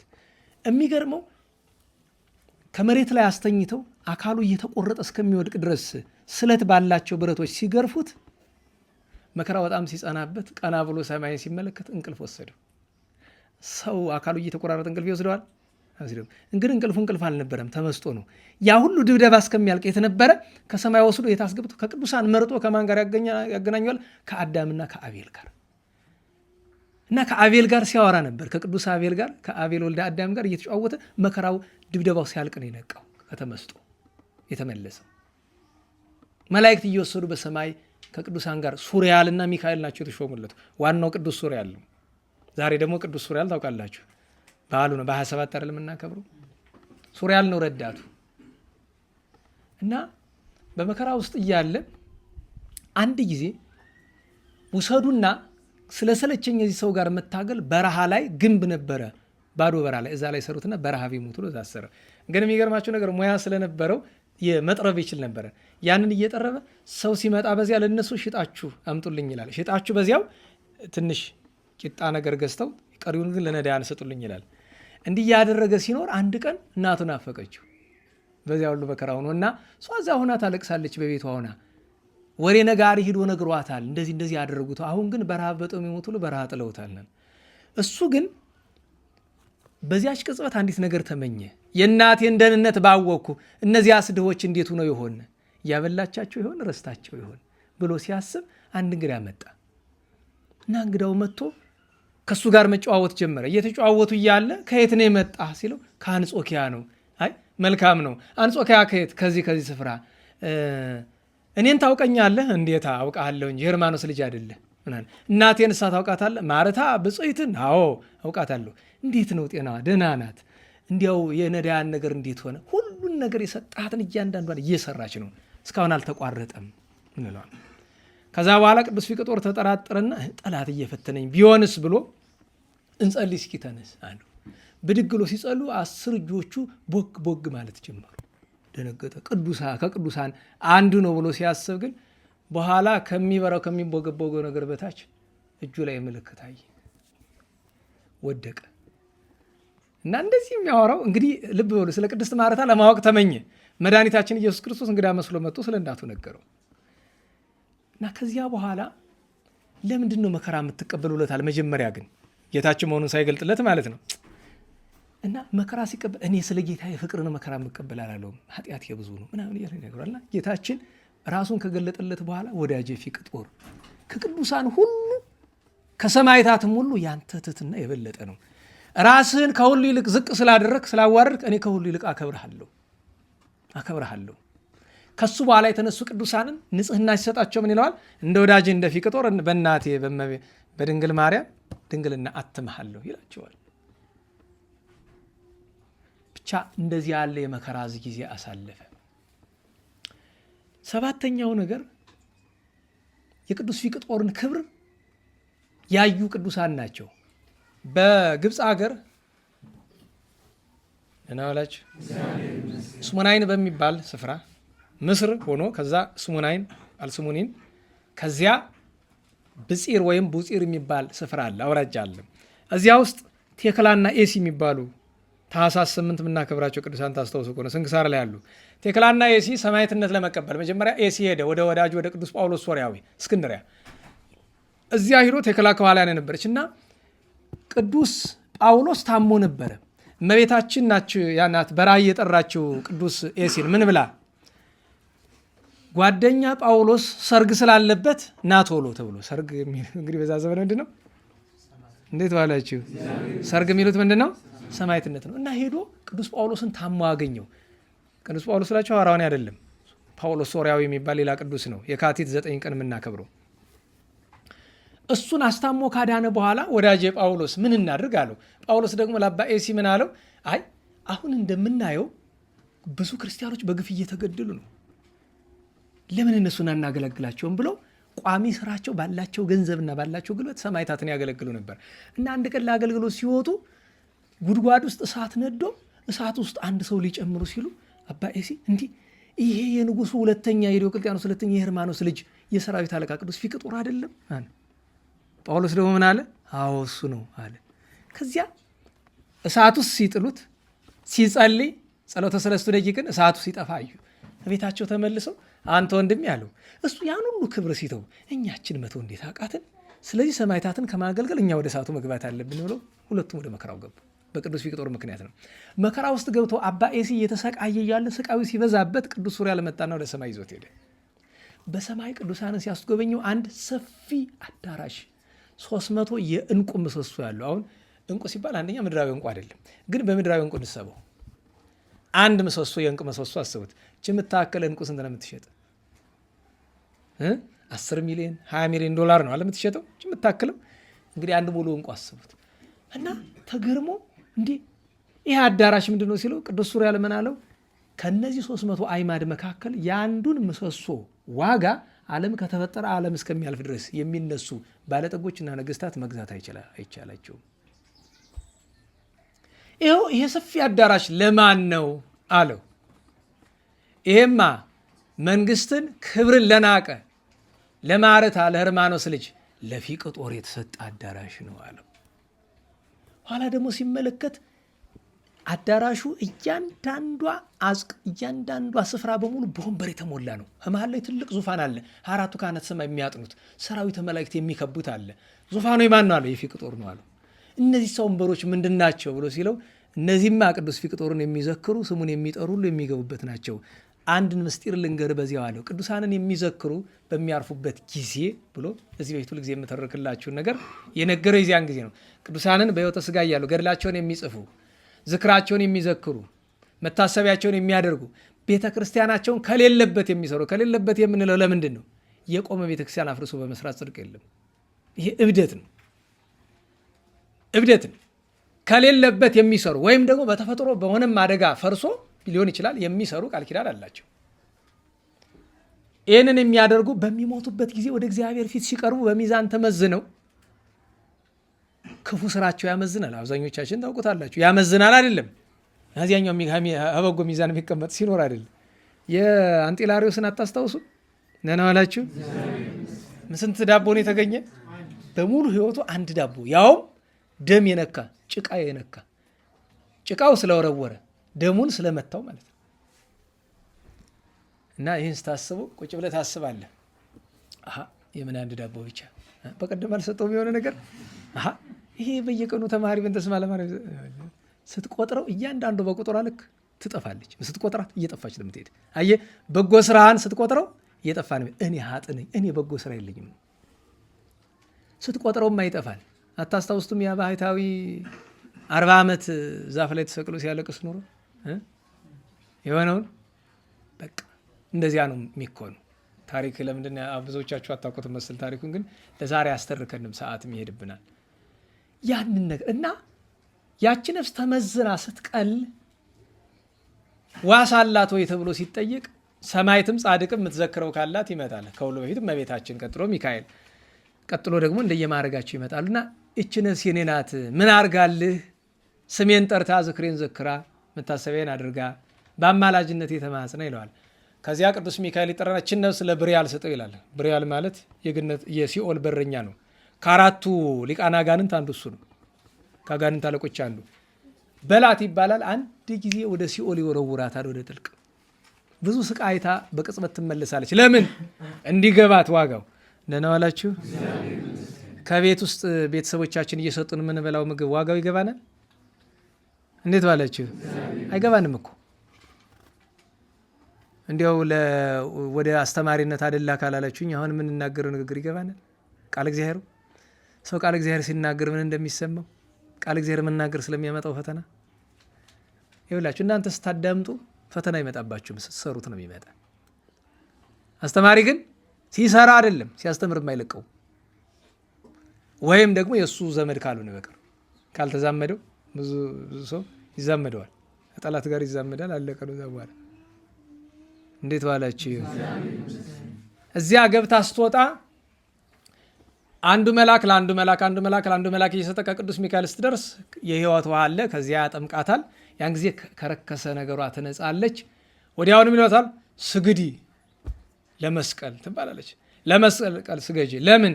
ለመስቀል የሰገደ ሁሉ ሰይጣን አፉ ይያዛል፣ ወቀሳ የለበትም። እዚያ በኋላ ለመስቀል ስገጂ ትባላለች። ለመስቀል ሰገደች፣ ሰይጣን አፍሮ ይመለሳል። እስከዚያ ድረስ ሲንጨርጭር ነው የሚቆይ። ፍልስጣን አታውቁም? ይህን እኮ አጥፍታለች። እንዴት እንኳን ሌላ እኮ አባ እንጦንስን ጌታችን ወደ ገነት ውሰዱት ሲል እኮ ዲያብሎስ ተቃውሟል። የለም ቆይ ክስ አለኝ ብሎ እና ሰራዊተ መላእክት በአባ እንጦንስ ላይ ምን ክስ ሊኖር ይችላል ደግሞ ተብሏለት። አይ አንዲት ባህልዮ የሰራት ኃጢአት አለች። ከቆብ በፊት ነው ከቆብ በኋላ አሉ። አይ ከቆብ በኋላ ነው እንጂ ማለት ከቆብ በፊት ነው እንጂ ከቆብ በኋላማ በእንጦንስ ምን ተገኝቶበት አሉ። እሱማ በቆብ ተሰርባል። ሂድ ጥፋዚ ነው አስወግድ። አባ እንጦንስ ሊከስ የቀረበ እኔ እናንተን የሚለቀን ይመስላል? ቅዱሳን በዋስትና መድኃኔዓለም በረድኤት ሲከልል ነው እንጂ እመቤታችን እነ ትልልቅ ሴቶች ሲሉ አሰሙ በዘርፋፋ ቀሚሷ ይላሉ አይደለም? አይገባህም አንተ። አሁን የሚገባን የሚገባው ያን ቀሚሷን እስቲ የልደታ እናያለን። አባ ሕርያቆስ ያውቀዋል። በእመቤታችን መጋረዱን ቅዱሳን ያውቁታል፣ ረድኤቱን ያውቁታል። እና እንዲህ ያለ ነገር አየ አባ ኤስ የቅዱስ ፊቅጦርን ክብር ተረዳ። በመጨረሻ ቅዱስ ፊቅጦር እንዲሰዋ ሰዓቱ ሄደ ይሆናል። ቅዱስ ፊቅጦር እንዲሰዋ ትእዛዝ ሲወጣ የመጨረሻ አንገቱ እንዲቆረጥ ትእዛዝ ሲወጣ አንገቱን እንዲቆርጠው የታዘዘው ሆሪዮን ይባላል። የቅዱስ ፊቅጦር ጓደኛው። ቅዱስ ፊቅጦርን እንኳን መግደል ቀና ብሎ ማየት የማይወድ ነገር ግን ቅዱስ ፊቅጦር ድሮ አንድ ነገር ነገሩታል። ሰማዕትን የምትቀበል በአንተ እጅ ነው፣ እምቢ እንዳትል ብሎታል። ከወዳጆቹ አንዱ ነው። እምቢ ያለው ግድ ብሎ አስገድደው አንተ ነህ። ግን የሚገርማችሁ ነገር አንገቱን የቆረጠው እሱ ነው። አንገቱን ሲቆርጠው ለ3 ሰዓት ያክል አንገቱ የተቆረጠበት ይሄ ቅጽረ ባረቆን የሚባለው ስፍራ ለ3 ሰዓት ያክል ግድግዳው እንደ መብረቅ ያብለጨልጭ ነበር። ከ3 ሰዓት በኋላ ጠፋ። በጎ መዓዛ ሸተተ። ቅዱስ ፊቅጦርን አንገቱ እንደዚህ አድርጎ ደሙን ተቀበለ። በድር በፍታ ገነዘው፣ እያለቀሰ ቀበለው እሱ ራሱ። በዚያ ሰዓት 2 ጓደኞቹ መጥተው ነበረ፣ አባ ኖባና ሶሲማ የሚባሉ። እነዚህ ሰዎች የተነበሩ ቢሉ አንዱ ህንድ አንዱ በረሃ ነበረ። ምክንያቱስ ምንድነው የሚባል አባቱ ህርማኖስ እሱን ለማስካድ ጥረት ሲያደርግ አንድ ሰው ይመጣና አትድከም፣ ቅዱስ ፊቅጦር ምክራቸው የሚሰማቸው 2 ሰዎች ነው ያሉት፣ ኖባና ሶሲማ የሚባሉ። እነሱ ካልነገሩት አይሰማም። ምን ይላል? ፈልጉልኝ እነሱን ሲል እነሱ ጠፍቶ በዚያ ነው ሄዱ። ኋላ ግን የቅዱስ ፊቅጦርን ዜና ሰምተው ወርደው አብረውት አንገታቸው ተቆርጧል። ሌሎች ብዙ ሰማዕታትም አብረውት ተሰውተዋል። በዚህ መካከል እስጢፋና የምትባል የ15 ዓመት ብላቴና በመስኮቱና ለቅዱስ ፊቅጦር እነ ቅዱስ ሱሪያል አክሊል ሲያኖሩለት አይታ መስክራ ብዙ ሰማዕታትን አስከትላ ስትሰዋ ታውቃላችሁ። በጉንደ በቀልት ዛስተላጸቁ ማይፈደ ስጋ ለክል የሰጠቁ ይላል። ወይም ደግሞ ዛሬ የቅዱስ ፊቅጦርን አርኬ ስትመለከቱ በእውነቱ 2ቱም ብቻ እንመልከት። አንደኛው ጌታችንን የሚማጸነው ሕማሙን እያዋሳ ሰላም ለሰሪቦትከ ጽዋአ ሐሞት በጉርኤ ለእኛ ሲል መድኃኒታችን ሐሞት የተሞላበትን ጽዋ ጠጥቷልና ያላለፈበት ጉሮሮ ለመጠጣቱ ሰላምታ ያቀርባል ደራሲ። ወለሰኪቦትከ መትተ መቃብር እስከ ትንሣኤ በመቃብር በከርሰ መቃብር 3 መዓልት 3 ሌሊት እስከምትነሳበት ድረስ ለማደርህም ሰላምታ ይገባል። ኢየሱስ ክርስቶስ ስብከተ ፊቅጦር ቀርነ ጽዋኤ ቀንደ መለከት ሰውን እንዲሰበስብ ሰማዕታትን ሰብስቦ ለክብር ያበቃ የቅዱስ ፊቅጦር ስብከቱ የተባልክ ኢየሱስ ክርስቶስ ወይ ዘተወክፈ በእንቲአከ ስቃየ ረሲያን ውስተ ጉባኤ በአደባባይ የከሃዲዎችን የክፉዎችን መከራ ስቃይ የታገሰ ቅዱስ ፊቅጦርን አስብ። ወለስጢፋና በሰይፍ ዘተመትረት ለክልየ በሰይፍ ለሁለት እዚህ ላይ ዛፍ አድርገው ሁለት እጅና እግሯን ወደዚያ እጅግራና ወደዚህ አድርገው መሀል ለመሀል በሰይፍ ነው ሰንጥቀው የገደላት ያችን የ15 ዓመት ብላቴና ቅድስት እስጢፋናን። የቅድስት ማርታን መከራ ሲናገር ደግሞ ዛሬ ቅድስት ማርታ ዓመታዊ በዓሏ ስለሆነ ቅድስት እስጢፋናም እንደዚያው ነው። ይሄ ቅድም የጠቀስኩላችሁ ቅዱስ ፊቅጦርን አንገቱን የቆረጠውና ገንዞ የቀበረው እያለቀሰ ወደ አንጾኪያ ሄደ። ደግሞ የፈሰሰበትን ይዞ ለእናቱ ለቅድስት ማርታ ወስዶ ሰጣት እና ይህንን ሲያዘክር ምን አለ? ሰላም ለኪ ለፊቅጦርሙ የቅዱስ ፊቅጦር እናቱ ሰላምታ ላንቺ ይሁን። ማርታ ግህስት ለፍትወተ ዓለም እምማሙ ቅድስት ማርታ ይህ ዓለም ከሚያመጣው ይህን ዓለም ማሰብ የዚህን ዓለም ፈቃድ መያዝ ከሚያመጣው መከራ ራስሽን ያራቅሽ ቅድስት ማርታ ሰላምታ ላንቺ ይሁን ይልና ለዝወልኪ እንተ ውእዘ ጊዜ ሕማሙ ይላል። በሌላ አንቀጽ ደግሞ ለዝወልኪ እንተ ያደነግጽ ዜና ሕማሙ ይላል።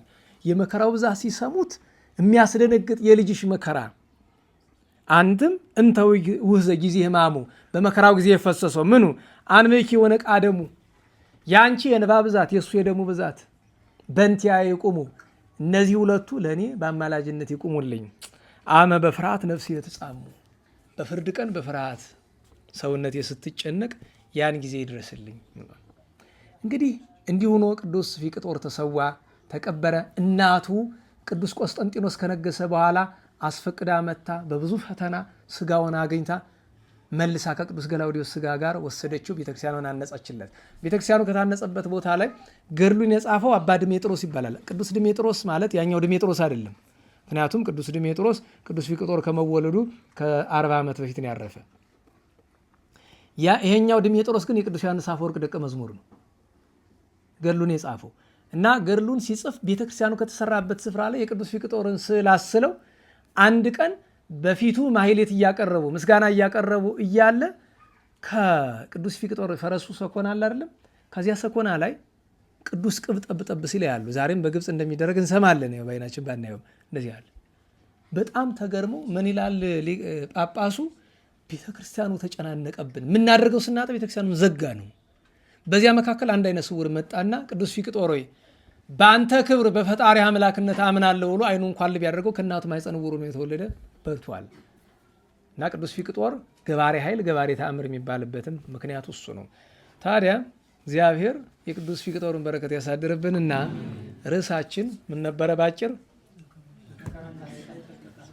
መከራና እስራት ይጠብቃል። አሁን እችን አይለቃል ለቅዱስ ገላውዲዮስና ለቅዱስ ፊቅጦር ጌታችን ተገልጦ ነግሯቸዋል። ይጠብቃቸዋል። እንደዛ ሲላቸው ፈሩ፣ ደነገጡ፣ ተሰቀቁ፣ ሸሹ። ያቺ ወዳለችበት ስፍራ ሄደው እስራት ሲባል እኮ ተርታ መታሰር እንዳይመስላችሁ። ለ23 ቀን ያለ ምግብ መታሰር አለ። ሌሊት መታሰር፣ ቀን መደብደብ፣ መቆራረጥ አለ። በረሃ ውስጥ ተጥሎ ያ ሁሉ በስራት ያሳለፈው ጊዜ አለ። በነገራችሁ ላይ ቅዱስ ፊቅጦር በረሃ ውስጥ ግንብ ውስጥ ታስሮ እያለ እኮ እጁም እግሩም ታስሯል። እነዛን ነገሮች የሚሰራቸው እኮ እንደታሰረ አልተፈታም እኮ ያ ሁሉ ጊዜ እንደታሰረ ነበረ፣ ለወራት ማለት ነው። እና እስራትን መከራን ተቀብሎ ነው ቅዱስ ፊቅጦር ከዚህ ክብር የደረሰ። ታዲያ የጌታችንን አነሳን፣ የቅዱስ ፊቅጦርን አነሳን። ቀጥሎ የሚመጣው የማን ነው? ምን ነው ዝም አላችሁ? እንዴት ዋላችሁ? እንዴት ዋላችሁ? ቀጥሎ የሚመጣ የማን ነው? አዎ እንግዲህ ብንወደውም ብንጠላውም ያስፈልጋል። መንፈስ ቅዱስ እንዲህ ይላል፣ ምትሹት ከሆነ አለ፣ በጎዳና ሞልቷል። እንኳን በዚህ ዘመን በዘመነ አጸባው። እንግዲህ ሰው ሁለት ምርጫ ነው ያለው። ሶስተኛ አለች ባይሆን። ሶስተኛዋ ምንድን ናት? ሶስተኛዋ ምንድን ናት? ቁጭ ግን ችግር ናት። ከሰዓቱ አታድንም። ቀሪው ግን ሁለት ምርጫ ነው። እሱ ምንድን ነው? ከክርስቶስ ከመድኃኒታችን ከአምላካችን ከእውነት ጋር መቆም፣ ከቤተ ክርስቲያን ጋር መቆም። ያን ጊዜ ምን ይሆናል? ሕማም ወመዋቅት ይጸንሐከ። አዎ ከእውነት ጋር ከቆምክ መከራ እስራት ይጠብቃል። ከክርስቶስ ጋር ከቆምክ፣ ከቤተ ክርስቲያን ጋር ከቆምክ፣ ከድሆች ጋር ከሚገፉት ከሚረባቸው ጋር ከቆምክ ሊጠብቅህ ይችላል። ለሁሉ አይደለም። ሁሉ ይህ እኮ መታደል ይጠይቃል። ስለ ክርስቶስ መታሰር እኮ ድል ይጠይቃል፣ መታደልም ይጠይቃል። በነገራችሁ ላይ መጀመሪያ መመረጥ፣ መታደል ከምንለው መመረጥ ይጠይቃል። አይ ካልክ ደግሞ እንግዲህ ያው መቼስ ያለንበትን ነገር ስትመለከቱ ሁላችን ቀና ብለን ወደ ሰው እንፈርዳለን እንጂ ከቤተክርስቲያን ጎን የቆመ ስንት ሰው ታውቃላችሁ? እዚህ እኛ መካከል ማለት ነው። ሌላ ሩቅ ሳትሄዱ አለን ከቤተክርስቲያን ጎን። እኛ ከእውነት ጎን አለን። ትቆማለህ? እውነት ለመመስከር የተዘጋጀ ሰው አለ? በአንደበትህም ባይሆን እንኳ እውነትን ለመኖር የተዘጋጀ ሰው አለ? ትንሿ ቀላሏ ነገር እንኳ ለማድረግ የሚጨንቀን እኮ ነው። የእግዚአብሔር እውነት ሲባል እኮ ቤተክርስቲያን ተበደለችን ብሎ መጮህ ብቻ አይደለም። የወንጌል ቃል እኮ ነው የእግዚአብሔር እውነት ማለት። እስቲ ከወንጌል ቃል ቀለል ያለ በቀደም የነገርኳችሁን ነገር እስቲ አሁን ድጋሚ ላስታውሳችሁ። እንዲያው የሆነ ነገር ድግስ ደግሶ እስኪ ለድሃ ከማብላት እንጀምር። እስኪ ነጭ ለባሽ አልፈልግም አልጠራህም አንተን እስኪ ከማለት እንጀምር። ይሄ እንኳን እንደ ትልቅ አቀበት የሆነብን ሰዎች እኮ ነን። ያልራባቸውን የምናጎርስ፣ ያልታረዙትን የምናለብስ፣ ያላዘኑትን የምናጽናና ሰዎች ነን አልኩ። ያዘነውን ትተን አላዘነው ጋር እንውላለን። የራበውን ትተን ለጠገበ እናጎርሳለን። የታረዘ ትተን ለደላው እናለብሳለን። ስጦታ ለገሌ ምን ይዤለት ይለኛል። ብዙ ነገር ሰበሰባችሁ፣ አንተ ልጠይቅ እንጂ ብዙ ስጦታ መጣላችሁ፣ ለድሃ ስጡት እንዳትጠቀሙ። ይሄ ኩታ ምናምን የመጣውን ቤተሰብ ምናምን የሚወስደውን አስቀርታችሁ ለድሃ ነው መስጠት። ሌሎችንም ያገቡትን ንገሯቸው። በነገራችሁ ላይ እናንተ ስትጋቡ እኔ እውነቴ ነው ግን መጥቷል እርግጠኛ ነው አለ አይደል? እስቲ አሁን አስቡት። ያው ምንድን ነው የሚባለው? ምን ያደርግላችኋል? አንተ ኩታ ቸግሮሃል፣ ቤተሰቡ ቸግሯቸዋል፣ ቸግሮሻል፣ የታረዛለ ቤተሰብ። ይሄ እኮ ግብዝነት ነው። በህዝቡ ለመፍረድ አይደለም፣ የማስተማር ችግር ስላለ። ችግሩ ያለ ከኛ ነው። አልነገርነውም፣ አላስተማር ነው። ችግሩ እኮ ከኛ ነው፣ ከኔ ጀምሮ ነው፣ አለማስተማር ነው። እንኳን ሌላ ዚህ ፊት አልነገርኳችሁም? አንድ የዜማ መምህር ናቸው፣ በጣም የታወቁ አሉ የሚባሉ የዜማ ያቋቋም መምህር ናቸው። አንተ ለምንድን ነው ሰው የምትነቅፍ? በቃ ይኸውልህ ማስተማር ያለብህ ነዳያንን በኩሉ ነጭ ለባሽ በኩሉ አስተምሩ አብሉ ብለህ ነው። ሰው እንዴት ብሎ ይኖር ስበርሱ አሉ። አይሆንም። ይኸውልህ ክርስቶስ የተናገረው የወንጌል ቃል ካለ ክርስቶስ መድኃኔዓለም ድሃ አብሉ ነው እንጂ ነጭ ለባሽ አታብሉ መቻለ አሉ። ኧረ በሏል እርታኝ ጥቅሳ መታ አሉኝ። ባለፈው ያነበብኩላችሁ አለ አይደል? የቅዱስ ሉቃስ ወንጌል 14 12 ባልንጀሮችን፣ ጎረቤቶችን፣ ዘመዶችን ምን አትበል አትጥራ። የዳኛ ቃል ነው፣ የንጉሥ ቃል ነው፣ የአምላክ ቃል ነው። አትጥራ አለ። ምን ተወል? እንዲያው እኮ ግራ ይገባል። ለእውነት መቆም ሲባል ከዚህ ጀምራል። አንተ ጎረቤትን ለምንድን ነው የምትፈራው? እንደና ዋላችሁ። ሐሜት ፈርተህ አንተ እንዴት ነው እኔና አንተ ሐሜት ፈርተን እንዴት ነው እስራትና መከራ የምንሸከም? ሐሜት የምንፈራ ሰዎች ሳይጠራን። ደግሞ የሚገርማችሁ ነገር እዚህ ድግስ ነበረ። ተማሪዎች ራሳቸው ደግሰው ሰው የላከላቸውን እዚህ ነበራለ። የተማሪዎች አቋቋምም መጽሐፍ ተማሪዎችም እና እዚያ መካነ መኩሳ ላይ እዳሪው ላይ ማለት ነው ሲያወሩ ሰማለሁኝ። እና አንደኛው ደጋሾቹ አይደለም በአፋ የነበረ ነው። እና ኩታራው ታክሱ ይመጣና ይሄ ካርዴቱ አንዱ አንተ ዛሬ እንዴት ነበረ? ራ ዓለም ነው አንተ በጣም ጣፍጦንን የበላን አለ። እቺ የሀቅ ምስክርነት ለምን ከነሱ ፊት አይደለም ለሌላ ለባይድ ነው እየነገረው ያለው። ብዙ ጊዜ ግን ምሰሙ እንዴት ነው ሰው ሁሉ ሊሳካለት አይችልም። ሲተማማ ነው የሚሆን ችግር ነው። እና ጎረቤቴ ሳይጠራኝ ቀረ። ቀጥሎ የሚያደርገው ነገር ምንድን ነው? እኔም አልጠራውም ባቄላ ቀረ ምን ቀረ ይላሉ አባቶቻችን። እሰይ ወህ ግልግል። አሁንስ እኮ ነው ምን ሊያደርግ ይችላል? ትልቁ ጉልበቱ ምንድን ነው? እሱም ሲደግስ አይጠራህም፣ ተገላገልከው። ከዛ ቀጥሎ ምንድን ነው? ቀባሪ እንዳላጣ ነው። ዋ አራት አጣም። ደህና ዋላችሁ። ቅዱሳን መላእክት ቢቀብሩ አይሻልም? ቅዱሳን ይቀብራሉ ሰው ከጣጣ። ወይም ደግሞ እንደ አባ ዛለ ነፍሳቸውን ይማር ያዋጡ እድር ይግቡ አሉ፣ አልገባም። ሰንበቴ ይግቡ አልገባም። እሺ እንደዚህ ይሄ መዋጮ ምናምን ውጭጭ ነው የሚባል ነው፣ ጫጭኝ ነው ውጭጭ። ውጭጭ ነው እኮ አማርኛውም እንደመጣ ውጭጭ ማለት ማወጣጣት ነው። ያዋጡ አላዋጣም። ኋላ አንዲቱ ሴትዮ ሄዳ ጎረቤት ናት እዛታች። እሱ ግን እንዲሁ ሲሞቱ ማን ቀብሮት እንዲሁ ቀባሪ አጣለው ላይ ፈሮ አልፈራም። እንዴት የሚቀብረኝ አላጣም። ማን እናንተ ምን ብለን ነው የምንቀብሮት? ይሸታል ስትይ ትቀብሪያለሽ። ዘመድ የሚባል የላቸውም፣ ጨርሰዋል። ሽማግሌ ናቸው፣ ጎጃሜ ናቸው። በጣሊያን ጦር ተሳትፈው ተማርከው ሮም ሄደው ታስረው ብዙ ጊዜ ቆዩ ናቸው። እና ሀቅ ነው። አየህ ቀባሪ ከፈራ በቃ አካሉ ሲገማ ወደህ ነው። በነገር ላይ ከሞት በኋላ ብትቀብረኝ ባትቀብረኝ ምን ያደርግልኛል? ምን ይጎዳኛል? ብትፈልግ ጣለው አውሬ ብለው። መድኃኒዓለም በሰማይ ምሕረቱን ይስጥ እንጂ በምድር እንኳንኛ ወስጋ ወሙኒ ለጻድቃን ከለአራዊተ ገዳም የቅዱሳን ስጋ እኮ አውሬ ይበላዋል። እና አባ በምኑዳ ተው እንጂ ቀባሪ ፍለጋ። ሰንበቴዎቻችን እንደዚህ አይደሉም? አሁን በቀደም እዚህ ያላያችሁ፣ አሁን እዩት። ቦታው ያስቀርባል፣ ሽታው ቤተክርስቲያን ይመስላል። እኔ የገረመኝ ነገር ድግስ እኔ በዓለ ሃምሳን አስመልክቶ ቤታቸው የማይበሉ ድግስ ደግሰው ነዳያን መጡ፣ ዘጉት። ጥርቅም አድርገው ዘግተው በዛው እግረ መንገዱ አትክልቶችንም ቆርጠውብኝ ሄዱ። ነዳያኑ ስራ ሲፈቱ ያው ብዙ ነዳይ ውስጡ ጭራቅ አይደለ። እኔነቴን ነው በጣም አንተ አስተምሯቸው በደንብ ዝም ብላችሁ መቀለብ አይደለም። እኛ ቀላቢዎቹ እኮ አንተም አይደለም ታዘኑ። ወዲህ ነው ነገሩ። አንደ በቃ የሚያደርጉ ሲያጡ ነው መሰለኝ ቆራርጠውት ሄዱ። እኔ ግርሜ እና ስመጣ ጠርቅም ብሎ ተዘግቶ ውጭ ይበላሉ። ስለት ደግሞ ያደርጋሉ።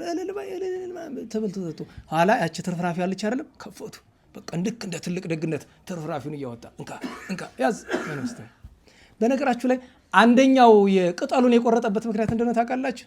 ትርፍራፊን የሰጡት which means እጁ እንትናል ችግር አይደለም። በዚያኛው ሲሆን ተቆጥቦ ይበላል። እጁን ለመጠረግ ብሎ ነው እኮ ነው እጁን ሰዶ ዘንጥሎ በዛ። እና አስባችሁታል? ቤተ ክርስቲያን ግቢ ላይ እንኳ ሰው ደግሶ ለራሱ ነዳያንን ከውጭ አስቀምጦ በር ዘግቶ እዚህ ያለ ካህን መግቢያው የት ይሆን? መድኃኒዓለም ለነገሩ እኔስ መግቢያ የት ይሆን? በሰው ለመፍረድ አይደለም። ካህን አብሯቸው ተቀምጦ ይህ ሁሉ የሚደረግ አያችሁ። ነዳያንን ከውጭ ከቤቱ ቢሆን እንኳ በደል የሆነው ነገር ቤተ ክርስቲያን ውስጥ ሰንበቴ ቤት ላይ ድግስ ደግሰ በር ዘግተ ያውም ነዳያን እንዳያዩ ስትበላ እንኳ እንዳያዩ ምሽክ አድርገህ በልተህ ስትጠግብ የተረፈን አውጥተህ ደፍተህላቸው መሄድ እንዴት ያለ ብደት ነው። ከዛ ደግሞ የሚገርማቸው የበሉበትን ዕቃ ምን አለ ወስደው ውጭ ቢያጥቡት ቤተ ክርስቲያን ቅጽር ላይ አጥበው ጠላውንም ምኑንም እዚሁ ላይ ደፍተውት ሄዱ። ለምን? ቤተ ክርስቲያኗ ባለቤት የላትም። ቤተ ክርስቲያን አንድ ነገር ብቻ ባለቤት አላት። ለምኑ? ለገንዘቡ። ሰበካ ጉባኤ የሚመለከተው ስለምን ብቻ ነው? ስለ ገንዘብ ብቻ። ቤተ ክርስቲያን ስርዓት ተጣሰ፣ እንደዚህ ሆነ፣ እንደዛ ሆነ፣ ምንም በቃ ያሳዝናል። ግን በሰውም በእነዚህ ሰዎችም ለመፍረድ አልችልም። እዚያ ተቀምጦ ይህን በሚያደርገው ካህን ግን መድኃኒዓለም እሱንም እኛንም ይማረን፣ እኔም ስለተቸው ይማረኝ እሱም ስላደረገው ነገር እና እንዲያው እሱን ማስተዋል በጣም የተገባ ነገር ነው። እና እኛ እንኳን መከራና ስራት ልንሸከም ይቅርና የጎረቤት ሐሜት ፈርተን ለክርስቶስ ሕግ አንገዛም ያልን አመፀኞች ሆነናልና መድኃኒዓለም ከዚህ ያድነን፣ የቅዱሳንን በረከት ያሳድርብን፣ ከቅዱስ ፊቅጦሩ ጸጋ ክብር ያሳድርብን። ቅድስት ማርታን አነሳን፣ ብጽዕት እስጢፋን አነሳን። የገዳመ ወንያት አቡነ ሐራ ድንግል የአቡነ ሐራ ድንግል አገልጋይ እስከ መጨረሻው እቅታ አብራቸው የነበረች ከቅድስና ማዕረግ የደረሰች አባ ጽዬ ድንግል ሲገንዙ አብራ የነበረች አቡነ ሐራን ያገለገለች እናታችን ቅድስት ዓመተ እግዚእ ዓመታዊ ዕረፍት በዓሏ ነው ዛሬ። ጻድቁ አባ ግብረ ናዝራዊን የወለደች ከወለደች በኋላ መንና ቅድስና የደረሰች እናታችን ቅድስት ክርስቶስ ክብራም ዛሬ ዓመታዊ በዓሏ ነው። የመድኃኔዓለም ቸርነቱ የእመቤታችን ጣዕመ ፍቅሯ የቅዱሳን በረከት ይደርብን። ለሚቻለው መጽናትን ለማይቻለው እስራት መከራን መድኃኔዓለም ያርቅ። ለምስጋና እንነሳ።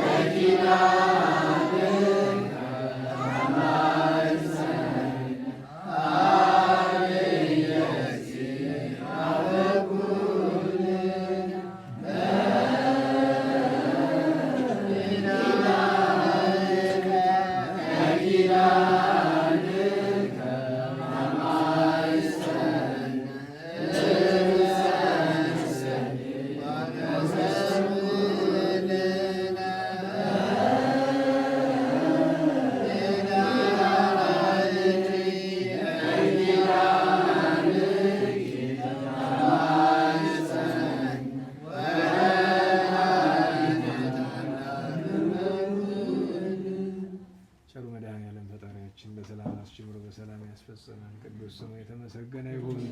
የእመቤታችን ወላዲተ አምላክ ጣዕመ ፍቅሯን የቅዱስ ፊቅጦር የቅዱሳት አንስትን በረከት ያሳደረብን፣ ሀገራችንን ቤተ ክርስቲያንን ከመከራ ይጠብቅልን፣ የሰማነውን በዝነ ልቦናችን ይሳልልን ያሳድርልን። ፍሬ ክብር፣ ፍሬ ትሩፋት፣ ፍሬ ንስሐ እንድናፈራበት በቸርነቱ ይርዳን። የታመሙ የታሰሩ በጭንቅ በመከራ ያሉ አስቡን አትርሱን የሚሉ ወገኖቻችን በይቅርታው ያስብልን። የሞቱ ወገኖቻችን ነፍሳቸውን ያዘርግልን። ይልቁኑ የመምህራችን የገብረ መስቀል የመምህራችን የገብረ ኪዳን የወንድማችን የፍቅረ ሥላሴን የወልደ ተክለ ሃይማኖት የወልደ አማኑኤልን ነፍስ በአብርሃም በይስሐቅ በያዕቆብ አጠገብ ያኖርልን። የእህታችን የወለተ ትንሣኤን ነፍስ ይማርልን። ሰላም በዋለን ቸርነቱ ሰላም ያሳድረን። አቡነ ዘበሰማያት እንበል። ይትቀደስ ስምከ ትምጻእ መንግሥትከ ወይኩን ፈቃድከ በከመ በሰማይ ከማሁ በምድር ሲሳየነ ዘለለ ዕለትነ ኅድግ ለነ አበሳነ ወጌጋየነ ከመ ንሕነኒ ንኅድግ ለዘአበሰረን ወባልሐንም ኩሉ እኩይ እስመ ዚአከ ይእቲ መንግሥት ኃይል ስብሐት ለዓለመ በሰላመ ቅዱስ ገብርኤል መልአከ ወእግዝእትየ ማርያም ሰላም ድንግል በሊናኪ እምእግዚአብሔር ጸባኦት ቡርክት አንቲ እምአንስት ወቡሩክ ፍሬ ከርሥኪ ተፈሥሒ ፍሥሕት ኦ ምልዕተ እግዚአብሔር ምስሌኪ ሰአሊ ወጸልዪ ለነ ምሕረተ ወኩሩልኪ ኢየሱስ ክርስቶስ ከመ ይስረይ ለነ ኃጣውኢነ ስብሐት ለአብ ስብሐት ለመንፈስ ቅዱስ ይእዜኒ ወዘልፈኒ ወለዓለመ ዓለም። ቸሩ መድኃኔ ዓለም የተመሰገነ ይሁን፣ ተመሰገነ ይሁን። ነገ ርክበ ካህናት ነው። ያው በዓል ስለሆነ በዓልነቱ እንድናውቀው እነ ቅዱስ ሜሊዮስ እነ ቅዱስ ብስጣውሮስም አሉ። በቸር አስጀምሮ በቸር ያስፈጸመን ቸሩ አምላካችን መድኃኔ ዓለም እንቅፋት ሳይመታን እሾህ ሳይወጋን ኃጢአት ሳይሰለጥንብን በደልም ሳይገዛን የብርሃን መላእክት በፊት በኋላ በቀኝ በግራ እየጠበቁን ለጊዜ ወደየቤታችን ለፍጻሜው ተስፋ ወደምናደርጋት መንግሥተ ሰማያት ከተከፈተች ገነት ከተነጠፈች ረፍት ከአባቶቻችን ርስት ሁላችን በሰላም ያድርሰን። ስብሐት ለእግዚአብሔር ልዑል ወለወላዲቱ ድንግል ወለመስቀሉ ክቡር ዕፀ ሣህል አሜን።